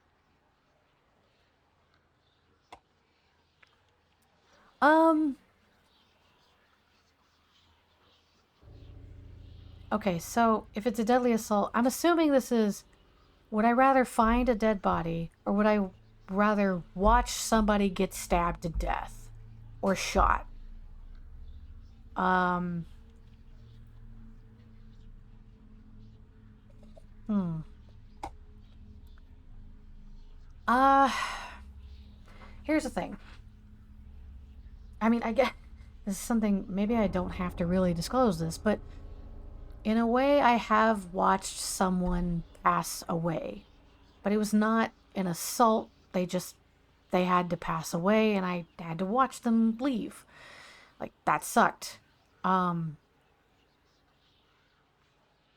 think watching the process of someone dying, especially violently like that, like watching the life leave their eyes, is way more traumatic than just stumbling upon a body. Yeah, I'm a coward. Would you rather be able to change your past or see what the future holds? I I would never want to change my past. I have like one thing that I'm like, man, I wish I had done that differently, but it's not strong enough for me to want to change it. But is looking into the future kind of scary? No. Again, I don't have many regrets, and the ones that I do have, it's not a it's not enough to change my past and alter the course of what I have now. I'd rather look into the future and see what's up. Would you rather have one really great friend or 100 mediocre? Would you rather lose all of your teeth or lose one day off your life every time you kissed someone? Oh. Oh, well, that sucks. Thanks, Philly. I'll see you later. I'd love to be the optimist that looked into the future. Um, I mean, in one way, you can just get dentures. And the other way, you could, I guess, stop kissing?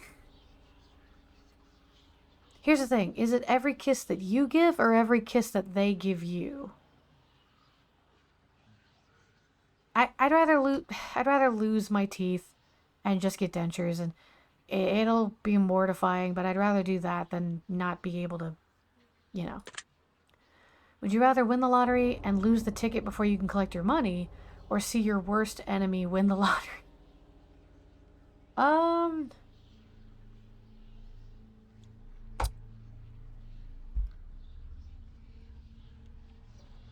I don't know. What's more painful?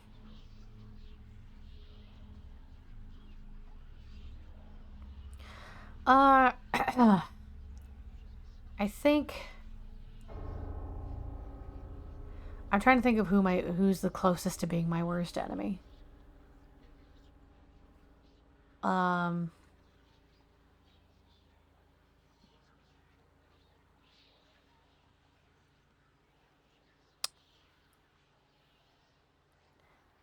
I think I'd feel so shitty if I won the lottery and then just lost the ticket. Like, nobody wins there. If my worst enemy wins the lottery, it really has nothing to do with me. It wouldn't affect me. I'd be a little bit jealous, but I wouldn't feel like shit just because they happen to win the lottery. I don't really care if they do. Would you rather find true love or have your dream job? Um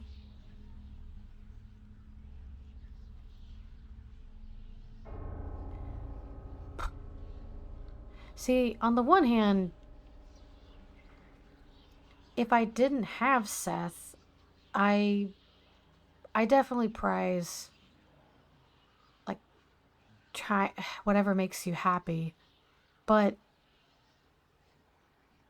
I guess God, this is weird. Because honestly, I don't even know what my dream job is anymore. I'm very happy with the job I have now. I think I'd rather have my true love. I'd rather have Seth stay with me. Would you rather have a pause button for life or a rewind button? Oh, that's interesting.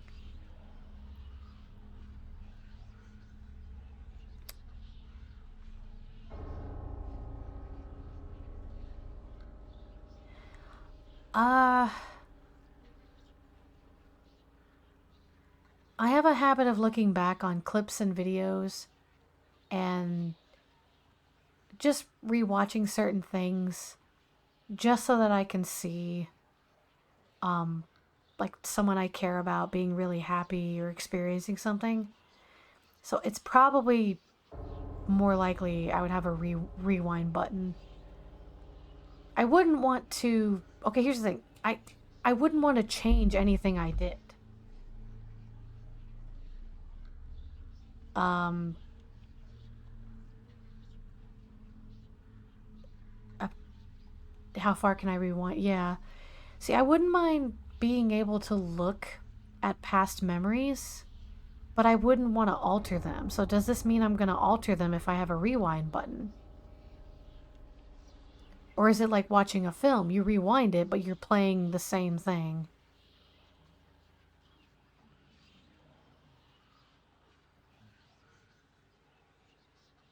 My gut says rewind. For better or for worse. Would you rather drown to death in gasoline or be boiled to death in water? Oh my god.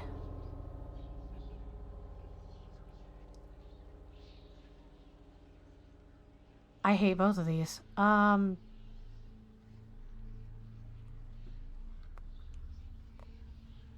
See, both of these sound like very slow deaths. And I don't like that.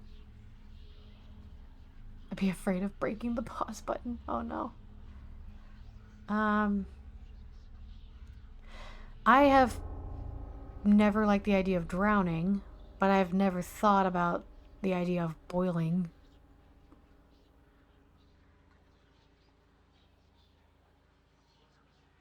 Uh,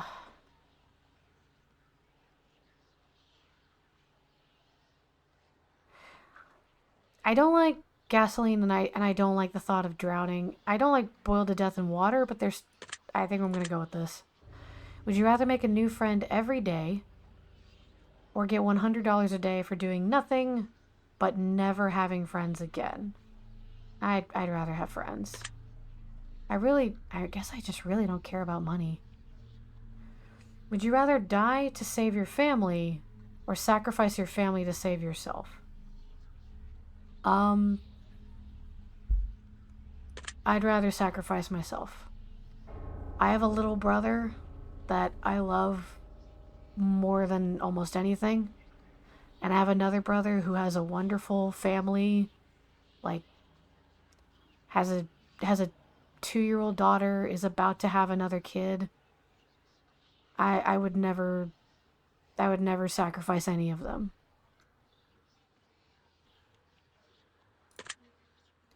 Would you rather always be hated by those closest to you for something you didn't do?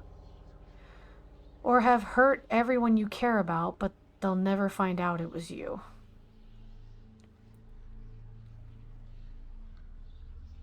Oh, that sucks. I mean, I hate being misunderstood. And I hate it when people claim that I'm doing something or saying something that I'm not. It makes me livid. But I would never want to hurt anybody.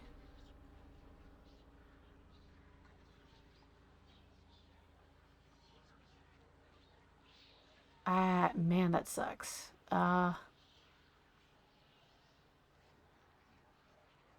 This is another one of those, like, I don't want my active actions to be the problem. I'd rather survive something out of my control. That's kind of what those decisions are. Would you rather sleep with your worst enemy or sleep with somebody who you know has many incurable STDs? Oh no. Considering either way I have to go back to my spouse, I'd rather, I guess I'll sleep with my worst enemy. I will hate every minute of it, but I'm not bringing that home. Would you rather only eat food you don't like or give up all liquids except for water?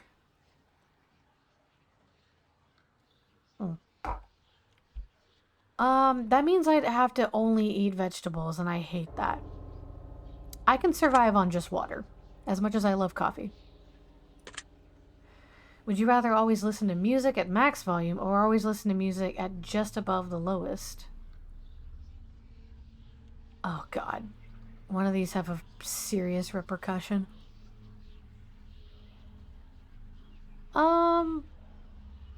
See, the problem is if you're in the car, you're never gonna hear it. But if you're always blasting music... Hi, Varsan! I'm answering a quiz. To look inside my soul. In real life, I usually listen to music pretty low because I don't know, I don't like it very loud. Even right now, my volume is on 14. The only time I really blast music is when I'm in the car, so I could probably live without it. Would you rather meet your hero and find out they don't like you, or never meet your hero at all? I don't know. Who's my hero? Living a life where I could barely hear music would destroy me. You would just have to be in a particular place to listen to music. That's all. I'd rather find out that my hero... I'd rather never meet my hero. There's a lot of people I would love to meet someday, but I'm okay knowing that I may never get to meet them. Now the game might register this as I'm being a coward and I'd rather, you know, keep liking my hero and like I'm too scared of them not liking me.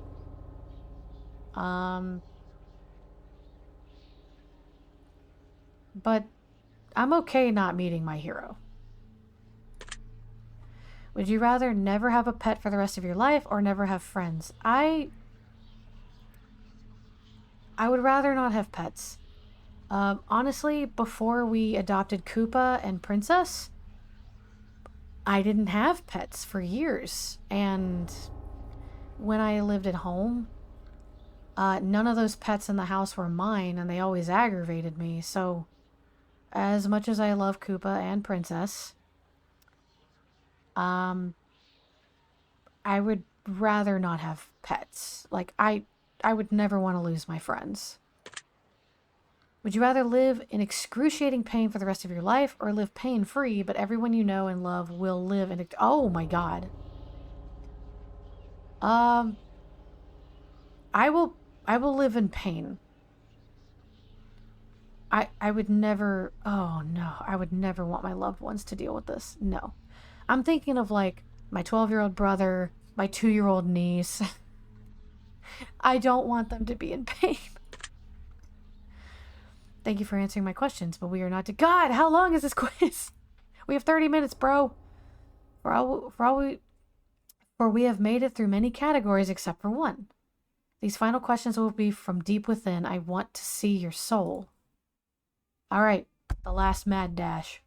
I want to see your heart beat quicken. I want to learn all that you know. I want to see what makes you think. I want to know what makes you tick.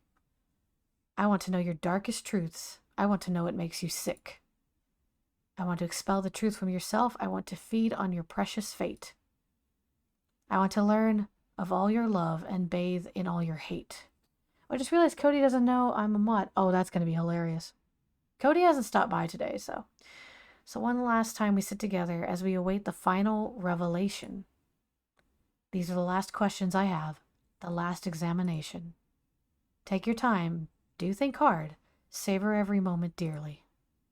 For when I am finally finished with you, you will see it all ever so clearly. And here we go. Choose one of these words that you feel resonates with you most in this very moment.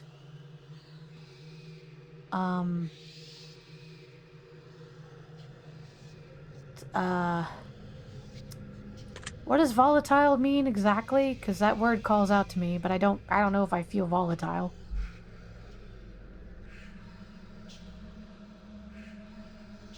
I don't think that's it. Let me see. Oh shit. Ah, I messed up my browser. Volatile. Liable to change rapidly and unpredictably, especially for the worse. Oh, no. I mean, I don't know. What do I feel in this moment?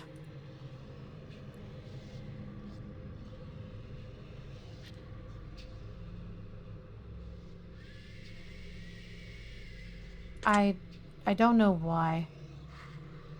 But that one. Choose one of these words if it feels okay, resonates. Oh, all of these are good.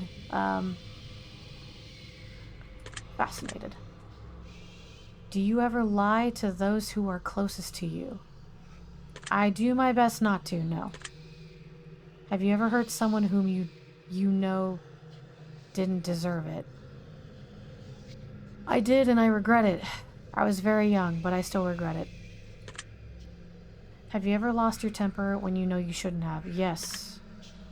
Have you ever intentionally hurt an animal? No. Have you ever blamed someone for something that you know they didn't do? No. Have you ever abandoned a pet? No.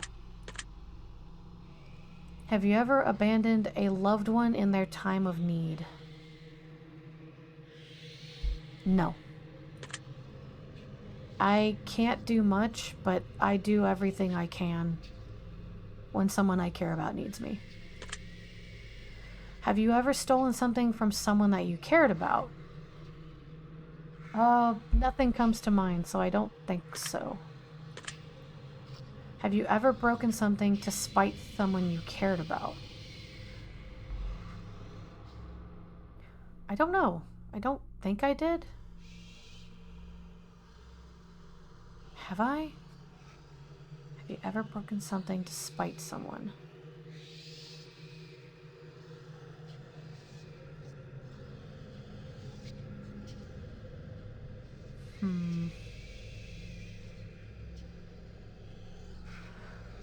Okay, so I'm thinking of one instance, but I don't know if it counts. I would like to ask you guys if it counts. I didn't like take something away from somebody and break it, but at the end of a gathering we had, I was really frustrated at somebody who was at the gathering. And when it ended, somebody had a pumpkin that we were done with. So, like, we made a joke, and it's like, oh, let's take the pumpkin outside and just like beat it up real quick. So, I took one of our display swords just for fun. But then I just kind of kept beating the shit out of the pumpkin. Like, just... I remember saying things of, like, how angry I was at that person, and I just started tearing the pumpkin apart out of anger towards them for that. Does that count or no? To me, it was relieving stress. But I was breaking a pumpkin because I was pissed at someone. I don't know if that counts as spite, because it's not like it was their pumpkin. But that's the closest thing I can think of. Wouldn't say so? Okay, I feel like there's something I'm not thinking of, but I don't think I've ever I've if I did anything like that, I was extremely young and I don't recall. Have you ever played the victim in a situation even though you hadn't been wronged? I don't know.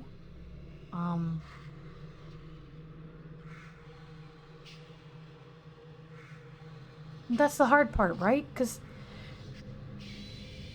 like, from the outside, maybe it seems like nothing happened to you, but to you, it felt like something happened. I don't think so. I don't. I don't like the feeling of vulnerability, or feeling stupid, or feeling. I don't think I would do that. I don't think I would intentionally do that. Have you ever had romantic feelings for someone who wasn't your partner while you were in a relationship?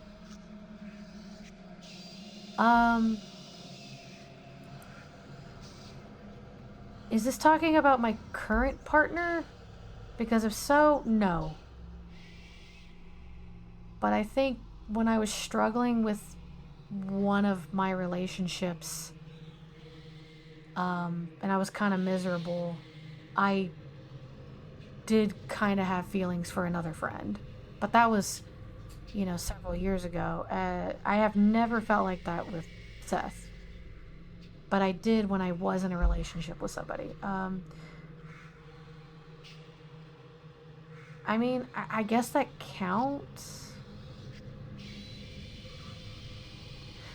Well, it was more like admiration. I don't know if it was romantic feelings. God, this is harder than. I just cracked my neck. Ow, that hurt.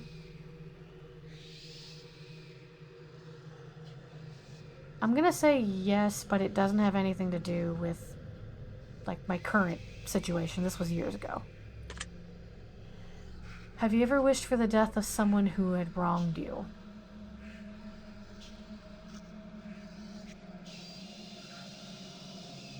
No, not death. I'm ashamed to say that I have wished pain on somebody who's really hurt me, but I would never wish death on anyone. Have you ever wished for death? Have you ever wished for the death of a loved one? No. If you knew that writing someone's name on a piece of paper could instantly cause their death, would you write down anyone's name? No. Hey, Saturn. Do you feel like you could spend more time with your loved ones than you currently do?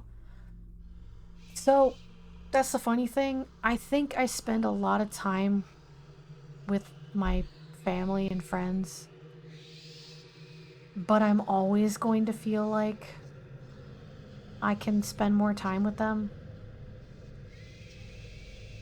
It's almost like no time is enough time, really.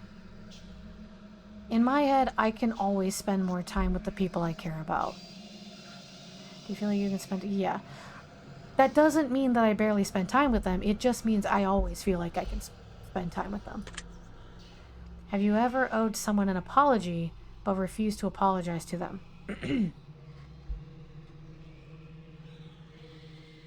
So, the answer is yes. But that's because it's important to me. There was someone in my life that I've grown up with all my life, and I still see them pretty regularly. And the only reason I have to say yes, I refuse to apologize, is because I don't believe in apologizing just because you're supposed to.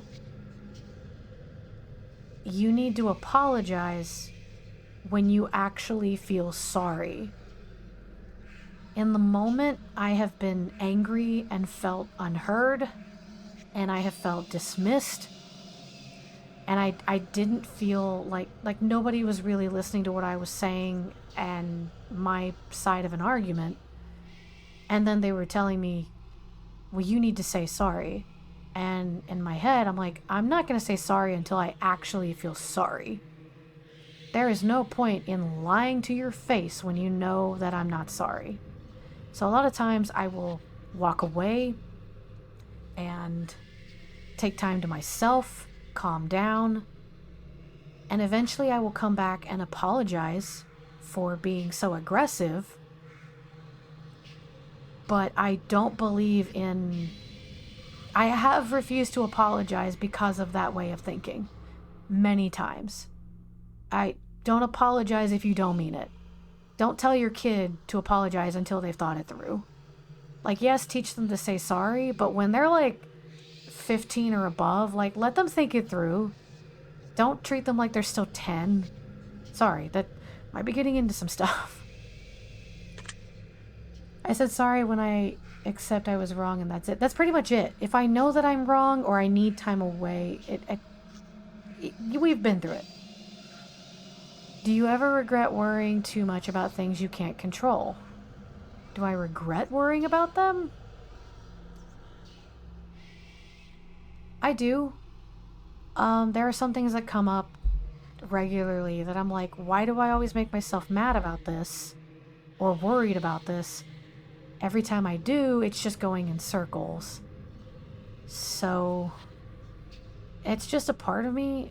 I do kind of regret... I regret it, but I can't stop myself. Do you ever feel like your negativity brings other people down? I don't know how often I'm negative. I try my damnedest to not be negative or have it affect other people. But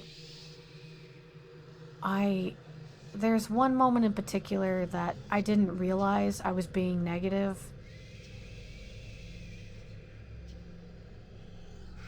I don't know. See, this is a weird question because I would like to believe I am like 95% positive because I want to be positive. But when I'm negative, I do worry that it brings other people down. It just doesn't happen often. There was a moment where I didn't know that I was being negative and it was affecting my friends, and I felt really horrible for that. So, do you ever regret not standing up for yourself when you feel you've been wronged? Well, that's the thing. I do pretty regularly stand up for myself if something's gone wrong.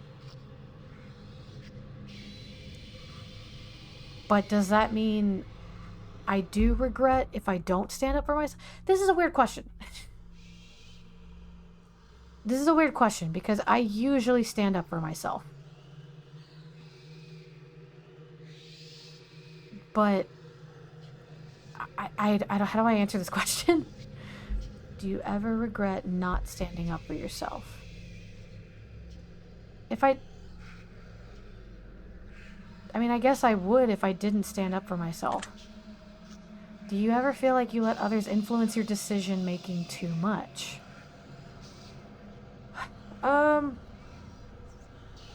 I love receiving critiques and feedback and having other people's ideas. But in terms of decision making, no. If I solidly believe in something, rarely are people going to change my mind. I'm always open to it, but I'm usually pretty confident. Maybe that's kind of selfish. I don't know. It does depend on the decision, right? Do you ever wish that you lived a more honest life?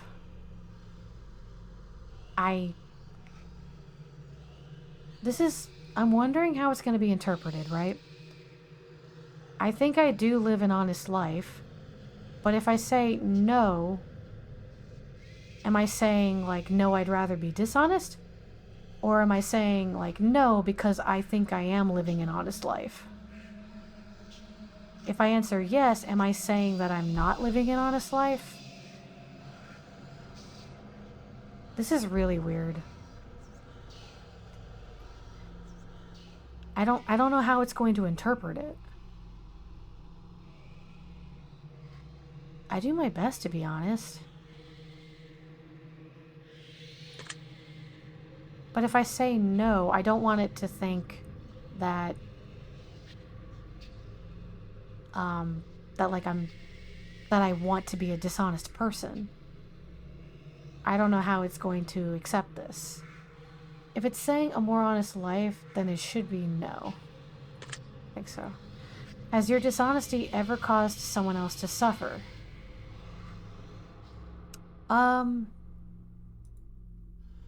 No. If I'm ever dishonest, it usually affects me. Have you ever had somebody leave your life before you had the chance to tell them something important?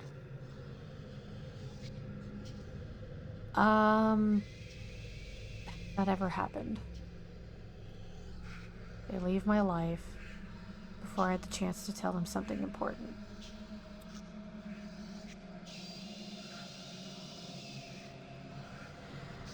I want to say no.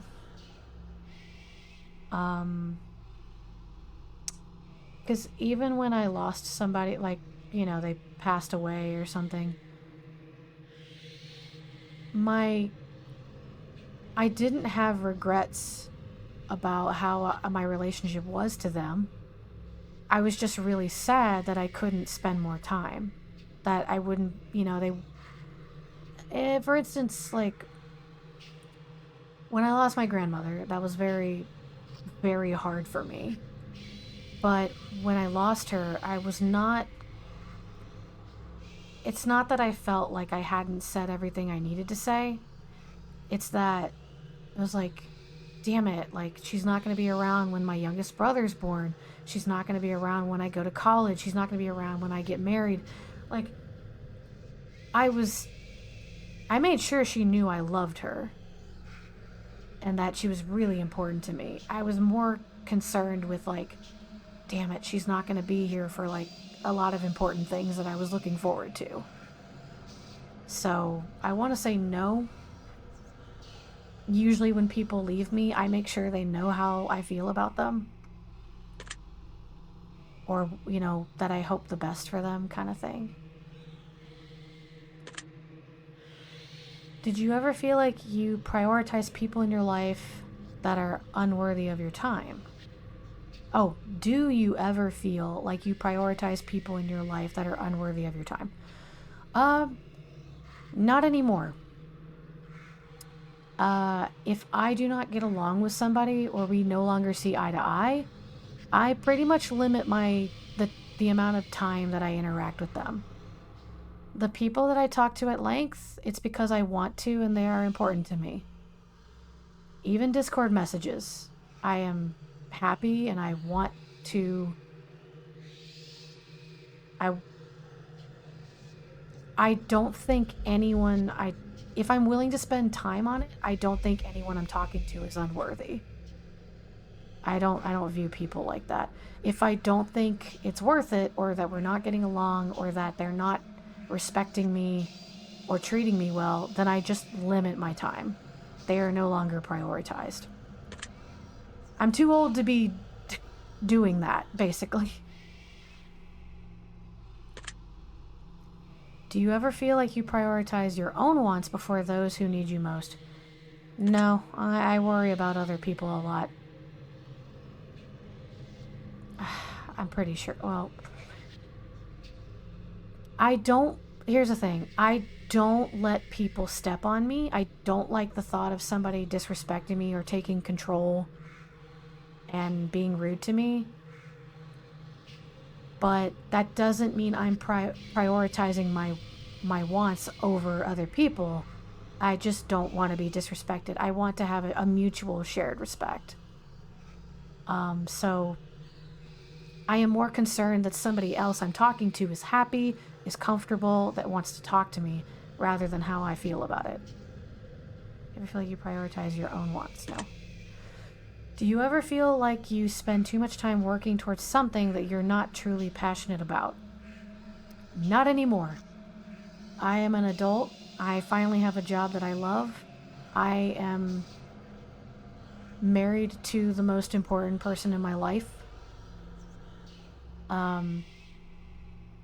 I make time and save energy for the people that are important. Or at least I try my best. Without a thyroid, that's not a lot of energy to work with. So, no, I don't think I spend too much time. Everything I spend time on, I am passionate about it. Even if it takes forever to update Celery's assets. Do you feel like you're living up to your full potential? No. I think that all of us constantly have the potential to be more. If you were at your most potential at any point, well, like, that feels like you're giving up any opportunity to do something new, to do something better. So, do you feel like you're living up to your full potential? I feel like I'm doing my best, but I can always get better. Do you ever let your fears stop you from pursuing things that you truly want?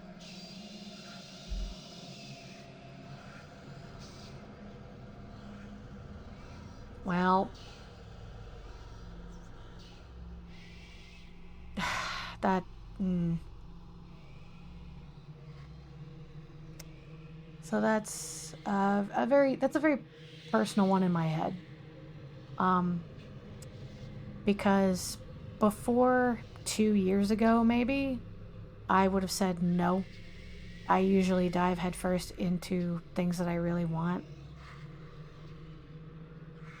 But within the last couple years, there has been something on my mind, and I can't really get into it, but there's something that I've really, really wanted, but my fears, my uncomfortableness on the subject has kept me from getting that thing. And it's only the one thing, but right now it is the most important thing that I've been thinking about for a long time. So, because it's a high level of importance to me, I hate saying it, but yeah, my fears have kept me from something I really wanted. Have you ever refused to try something because you were afraid that you would fail? No. I will always try. Because worst comes to worst, you fail and like nothing's really different. At least in most cases. So I will always try. Have you ever been attracted to someone but refused to let them know because you were afraid of being rejected? No. I have confessed my feelings before in some circumstances because it was that or drive myself crazy not being able to say it. Do you ever feel as though you're chasing the wrong things in life?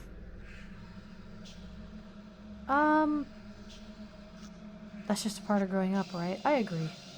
Do you ever feel as though you're chasing the wrong things? No. I don't think there's really anything wrong to chase after if it's your passion. Unless you're going after drugs, don't do that. But like, I'm not chasing drugs or bad habits. I'm not chasing alcohol or whatever. I'm not chasing things that I think are bad. I don't think I'm chasing anything wrong. Do you ever feel like you spend so much time planning for the future that you ignore the present? Sometimes. Sometimes I get so excited for like, for example, I get so excited for like Friendsgiving or a Christmas party that I'm going to hold that I end up forgetting, or like that time goes by so much faster. Like time blows by so quickly because I've just been waiting for that moment. But that's not all the time. I think because time goes so fast, I try really hard to remember the present. But if I'm making the effort to remember the present because I'm worried about it going too fast, does that mean, yes, I do feel like I spend so much time on the planning?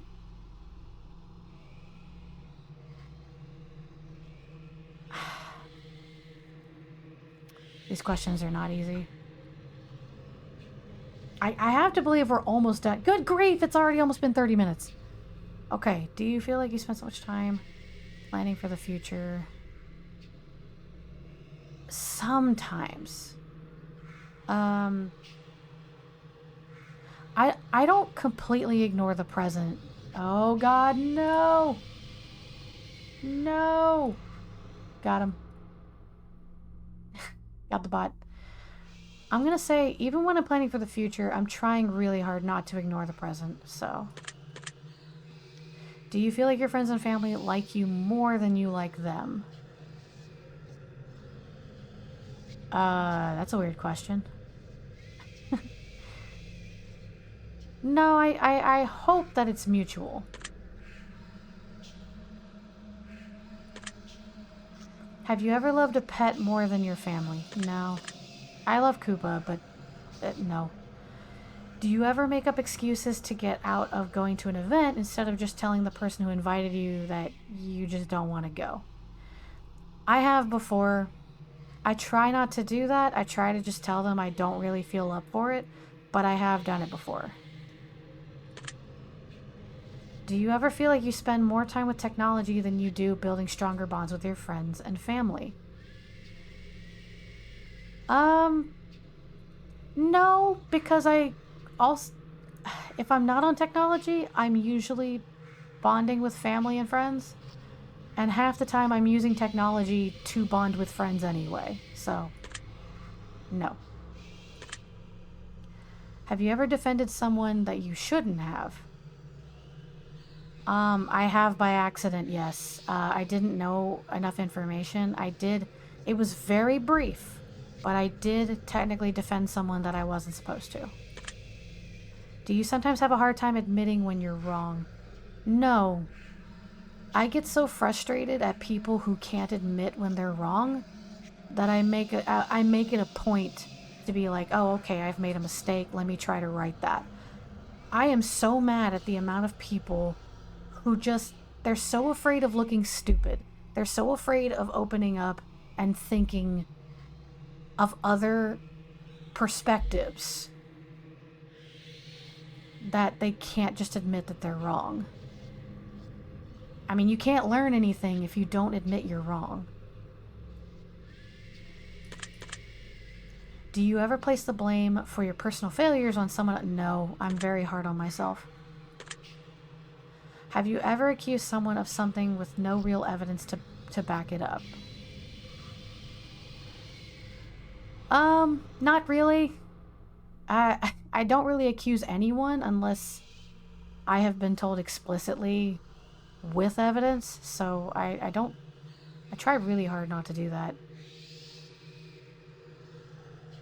I'm trying to think if I've ever been like this.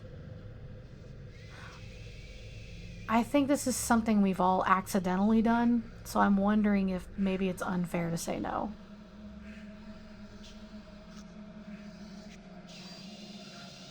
I can see myself getting carried away. I probably have. I just have a gut feeling that maybe I have without meaning to. Have you ever had sex with somebody whom you know you shouldn't have? No. Have you ever had any kind of relationship with somebody whom you know you shouldn't have? Any kind of relationship with somebody you know you shouldn't have? Not really. I've had shitty friends and then I let them go, but that doesn't mean, like, I don't know. That's the thing. What constitutes as a relationship you shouldn't have? Is that talking about, like, infidelity? Or, like, you're friends with somebody but you know that they do drugs or hurt people? If so, then no. I've been friends with people I probably should have walked away from because we were changing and we were just no longer friends. But any kind of relationship with somebody whom you know you shouldn't have. I'm gonna say no. I was very particular with who I spoke to, especially in like high school and college. As a not out gay person with Christian parents, yeah, okay.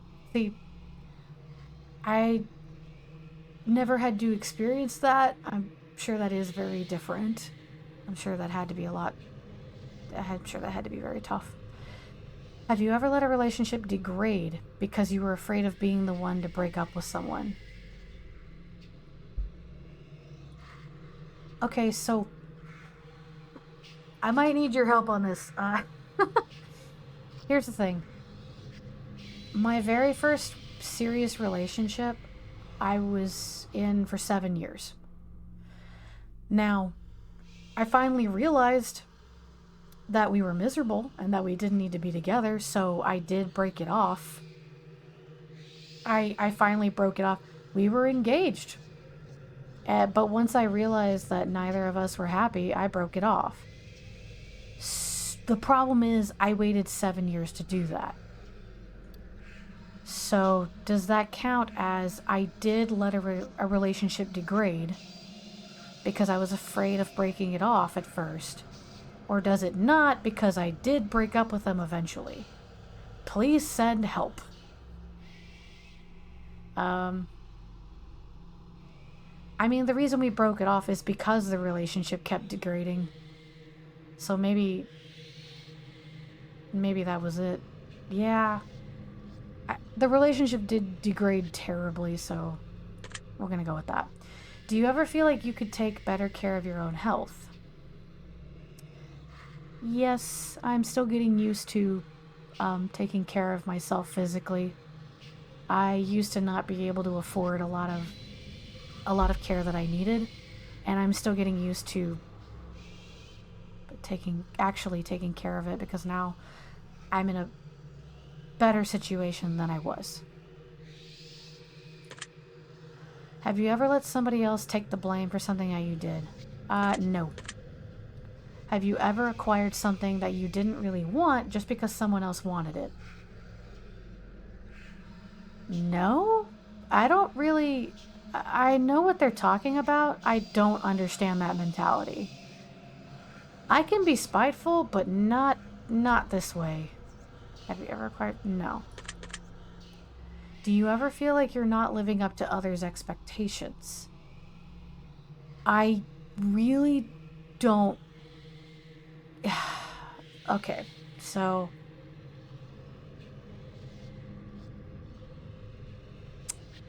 when it comes to friends or people I don't know well, I really don't care if they have expectations for me. If I'm unhappy, I'm not gonna do it, even if you want me to. But sometimes, and I'm sure everybody feels this way, I can feel like I'm not living up to my family's expectations. Here's the thing. That's not true either. There are some things that they don't know about that I'd rather they not know about that they would be disappointed in. But on the surface, I know for a fact that they're proud of me. I don't know if I'm explaining this right. My instinct is to say no.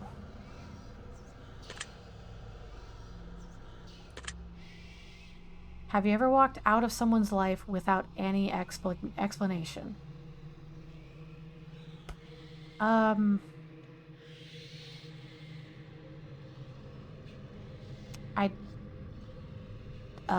don't think so. Not intentionally.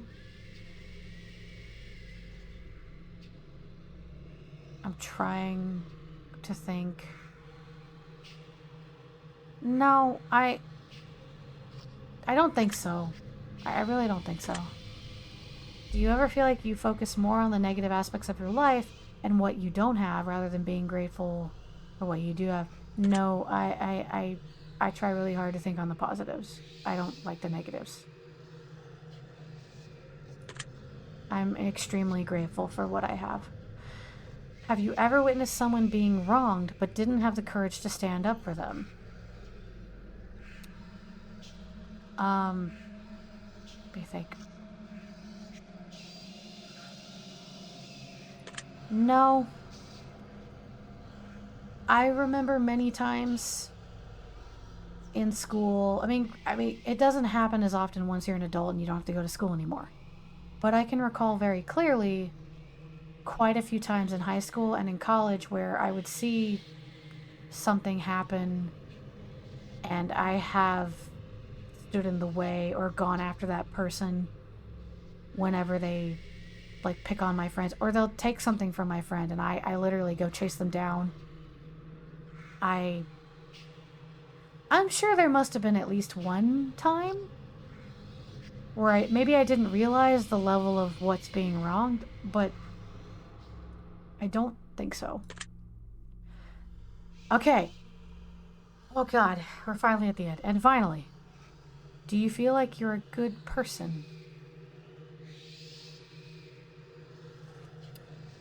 That's a very loaded question, Destiny.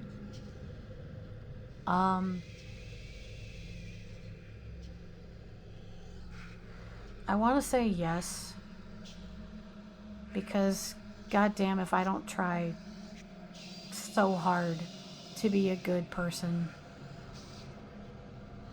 I mean, I recognize when I make a mistake. I try really hard to fix it. We're not perfect, obviously. And it's not asking if you think you're perfect. So I hope this doesn't come off as vain or selfish, but I try way too hard to look down on myself and say that I'm not a good person. I think I believe I at least have the thought process of a good person more than a bad person. Very interesting.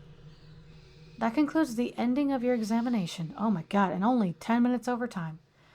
In your mind, I have dug myself a hole. I will analyze your answers carefully, and now it's time for me to gaze into your soul. Oh boy, here we go. This is preposterous. This simply cannot be. I have expected every potential outcome, but yours seems to have evaded even me. What does this mean? I was prepared to tell you of your fate, to play upon your fear, to break the worst of news to you, to plant seeds of doubt within your ear. But as I've asked you to be honest with me, I must in turn be just as honest with you. For as much as I wish to lie, I am forever shackled to the truth. From what I can deduct from deep within, from everything you've shared with me. In return, I shall share this with you. This is what I see. Okay, well, for starters, you're not what I'd call the most normal of individuals. And that is a damn good thing. You see, you're a survivor. You're the type of person who, when push comes to shove, would absolutely thrive and survive in a zombie apocalypse. Not only that, but you'd be everyone's best friend. Not because they want to be your friend necessarily, but more because they'd have to be. You have an absolutely ridiculous amount of value to bring to other people's lives. But the main issue here is, we're not in a zombie apocalypse. We live in a fairly normal, mundane life, and as special as you would be if the going got rough, your true potential doesn't have much opportunity to shine in day-to-day life. So how do we fix this? I'm glad you asked. For starters, we need to start seeking more thrilling adventures in life. Don't ever let fear stop you from pursuing epic adventures, because epic adventures is where you're going to thrive 10 out of 10 times, where many others will falter. My advice to you is to start investing more of your time seeking out different experiences that you've never been involved with before. If something makes you uncomfortable, do not shy away from it. Instead, jump right into it head first and say yes. If you can master the art of being comfortable with being uncomfortable, an entirely new world of opportunity is going to open up for you, and you're going to be living life to its full potential while everyone else gets stuck in the mud. Once you figure this part out, you're going to be a hell of a lot happier in life. And I think you can already feel the truth in that. I think you'll be very surprised just how much of a positive impact this can have on your life going forward. I hope this information helps you achieve your goals. What the? It was you the whole time? I'm confused. Your secret word is survival. Remember this word. This will come in handy.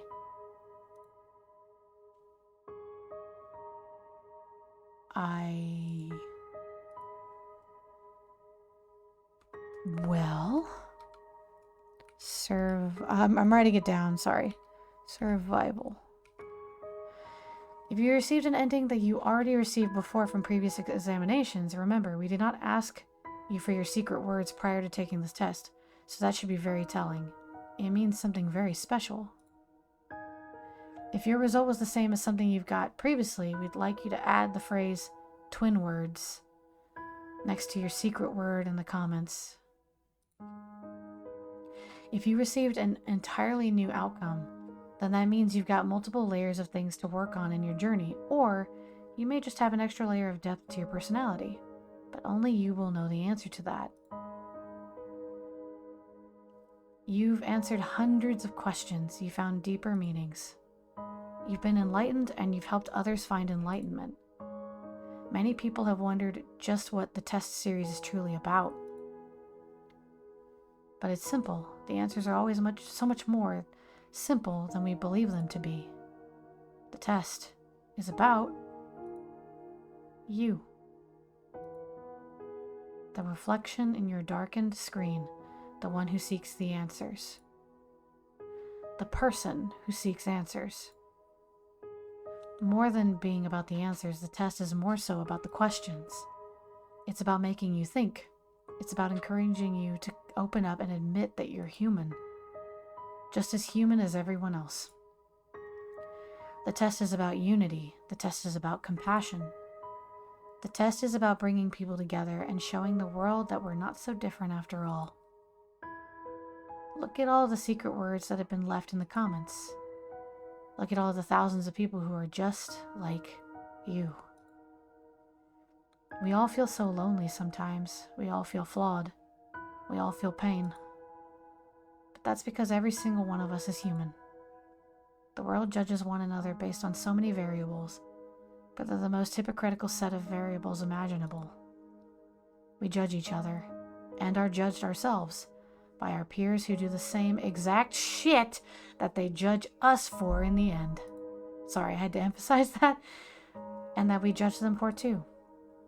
You feel flawed because you are flawed. You feel afraid because you have the right to be. You feel overwhelmed because the world is overwhelming. Depression is overwhelming. Anxiety is overwhelming. Our problems are overwhelming. Suicide is an epidemic. We are losing loved ones before their time, and any one of us can fall in the hardest times in our exact lives at in any given moment. We can lose everything we know and love instantly and unexpectedly. But one thing that we are not is alone. You are never alone. We are all flawed because we're all human. We're all scared because we're all human. We all fight these battles every single day because we are all human. But you never have to feel alone in your fight. Look at all the secret words that have been gathered that match yours. Look at all the words that don't match yours. Perhaps those people are going through struggles that you have yet to experience or know nothing about. And perhaps some others know not of yours either. But don't judge those who are struggling. Help them, just as you'd wish to be helped in your time of need. Don't be afraid to ask for help and reach out to those who are. Everyone is suffering. Some of us just suffer quieter than others. We are all in this together. The test series has helped bring so many people together and make so many people feel less alone. We've read your comments, and others are free to do so as well. We've read about how these games have helped you. We've read about how much positivity they spread. We've read how many people say that their lives are forever changed. And I'll tell you one thing. If even one life was saved in the process of this social experiment, then it was worth conducting.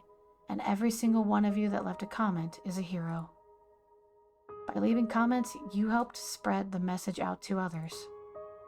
You helped spread a positive light in a very dark time for so many people, and those people have you to thank for it. There are so many people in this world who do nothing for others, and they'll continue to do nothing for others. They won't lift a finger to help others around them because they don't understand that someone is suffering just as much as they are. They're just too afraid to open up about it. But not us. We've all opened up quite a lot, haven't we? We were brave enough to answer these questions that so many people fear admitting to. We were brave enough to take a chance and leave a secret word as a symbol of our participation. And for that, Random Studios would like to thank you for not only placing your name in the credits at the end of this game, so the world knows of your good deeds in spreading the word and participating, but we've also got another surprise for you. Everyone who has left a comment on our titles and continues to do so on future titles will be put into the credits of our new, massive project that we've been working on. But that's not the good part. We will also be going through and selecting names from those who leave comments on all of our titles and putting their names right into the actual game and storyline. Whether it be a special item, a piece of the lore, or a character named after them, and much more. You've contributed your time and energy and helped others in need. We want to make sure you're commemorated for your efforts and get the admiration you deserve.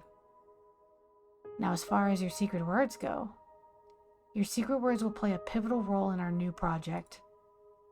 You will plug your secret words into different parts of your journey when they are requested of you, and they will alter the game in a way uniquely set for your specific words. That is really cool. This is an RPG where every choice matters, where every decision you make changes something about your session. This is an RPG that focuses on every human emotion and the decisions we make, and how those decisions make us feel.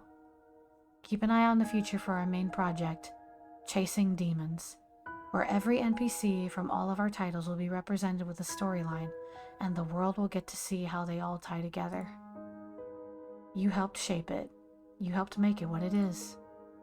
And we'll be sure to continue to add more and more players into the lore and gameplay as we read more and more of the comments left on our titles all the way up until its official release. And again, to commemorate those who participated across all of our titles, we will be periodically selecting names from all of our titles. Thank you so much for everything you've done for us, and everything you continue to do for the world. We greatly appreciate your feedback and support. We've read every single review and comment left for us.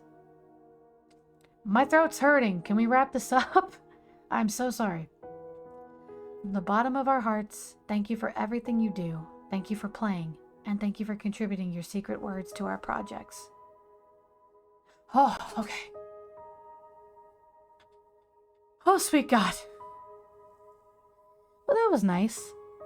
And actually, yes, my second word that I left from the second game is survivor. So it coincides with this word, survival. And the description of who I am and that whole bit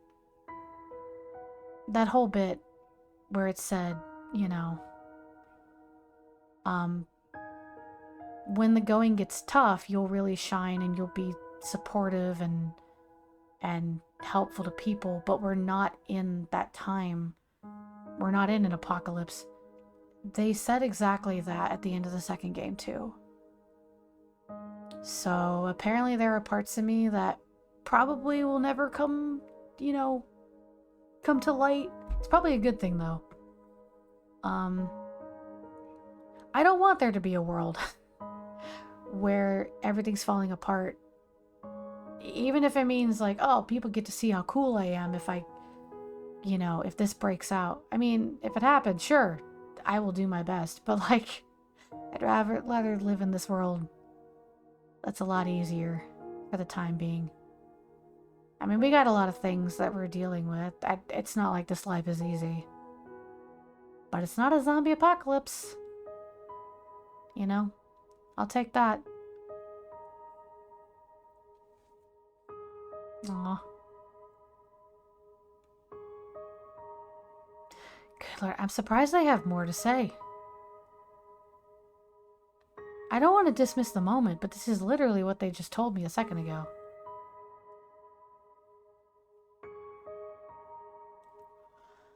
Well, what do you guys think? I know a lot of you didn't get to catch the front part of it. So, when everybody was when you first experience... Here's the thing. I think it's fine to play all 3 games, but it's really your first time playing the first game that hits you so much harder, because we don't spend a lot of time sitting down. Oh, hey! Shout out to Markiplier! Oh, that's so sweet! Gotta love Mark. Here, oh, I can make it go a little faster.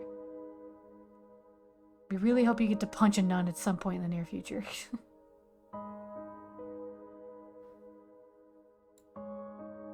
Oh. Oh, the playstyle of the testing chamber. Huh.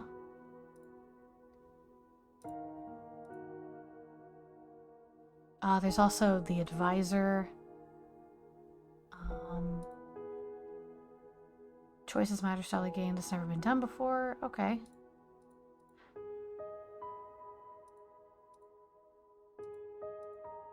Okay, I'll hold on to my secret words. Chasing demons. I wonder, it took me a long time to get to this 3rd game. What the hell? Whoa! What's happening? I will peel the truth from your flesh like petals from a blackened rose. She loves me. Oh, shit! Don't do this. She loves me not. What is happening? What the hell? Please, I beg of you.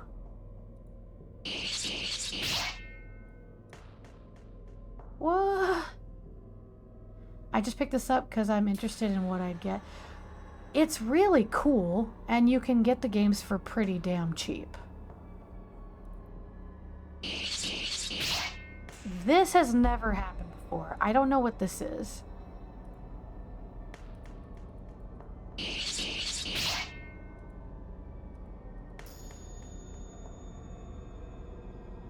She will never love a monster like you. Oh. So let her choice take its toll. And in her cell, may she rot.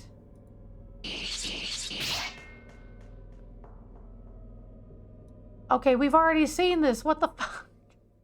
I'm sorry. I appreciate you. Thank you. Oh yeah, they're referencing In Space with Markiplier. Very good. Okay. Well, I've never seen that. That was interesting. Maybe that's part of the chasing demons thing. I guess our character's name will be... Choice. No. Please, let me out. There we go. Okay.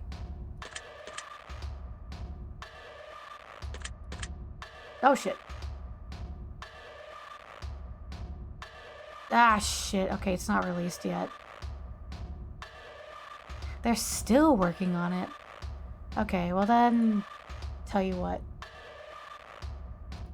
We'll go here so you don't have to hear the awful music.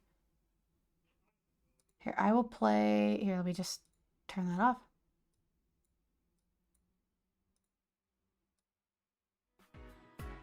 Okay, just a little bit of music.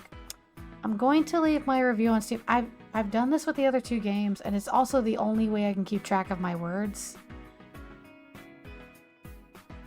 I will leave a review and let them know my survival word, or my word is survival.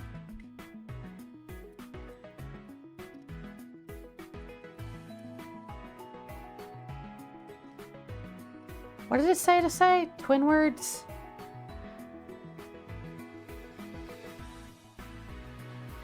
Alright. And that's fine. Alright, it's posted.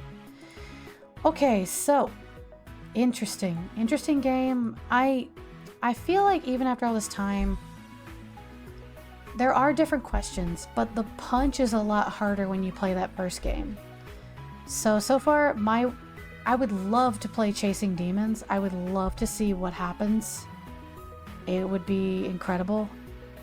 My words that I will be working with are order, survivor, and survival. So I wish I could remember what was said about me with the word order. I'd have to go back and check the VOD on YouTube. But it also might be a little bit cringy for me because I hadn't expected that kind of experience the first time, and I did cry. I definitely cried. I don't know, even if it's a video game, you can't help but cry a little bit when you start to feel seen in a way. It's a very good experiment. And again, I think all of the games are like less than $2 if you are interested. Or you can get all 3 for whatever package. But I would highly recommend starting with the test. Don't start with this one, Revelation. It's the final one. It's the final one in a trilogy.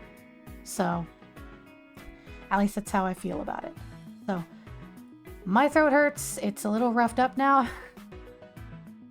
So we're gonna find someone to raid. We have Box, little, I guess it's, yeah, throwable kobold. Box is playing Elden Ring though, that sounds fun. So, I appreciate you guys that stuck around for as long as you did. I know that this might not be the most fun thing to watch. That's why I'm sure that's why the poll was very close. It was either this or do something silly. I don't think it's a bad thing to sit down and be a little serious, as long as you're comfortable with it, especially when you're streaming. But yeah, so I'm glad I did this. It was a nice change of pace. As far as the schedule goes, I'm going to officially take Wednesday off for now and for the foreseeable future. Thursday will be an art stream day. I'm hoping to do prints in cosplay outfits, a couple of them at least. So we'll see what we can do. After that, we will get the gang back together for Sunday. And we actually have some Dragon Ball DS titles that are unfamiliar to most people involved. So I think it'd be really cool to check that out. So until then, thank you very much for hanging out, for listening to An Open Heart for 3.5 hours.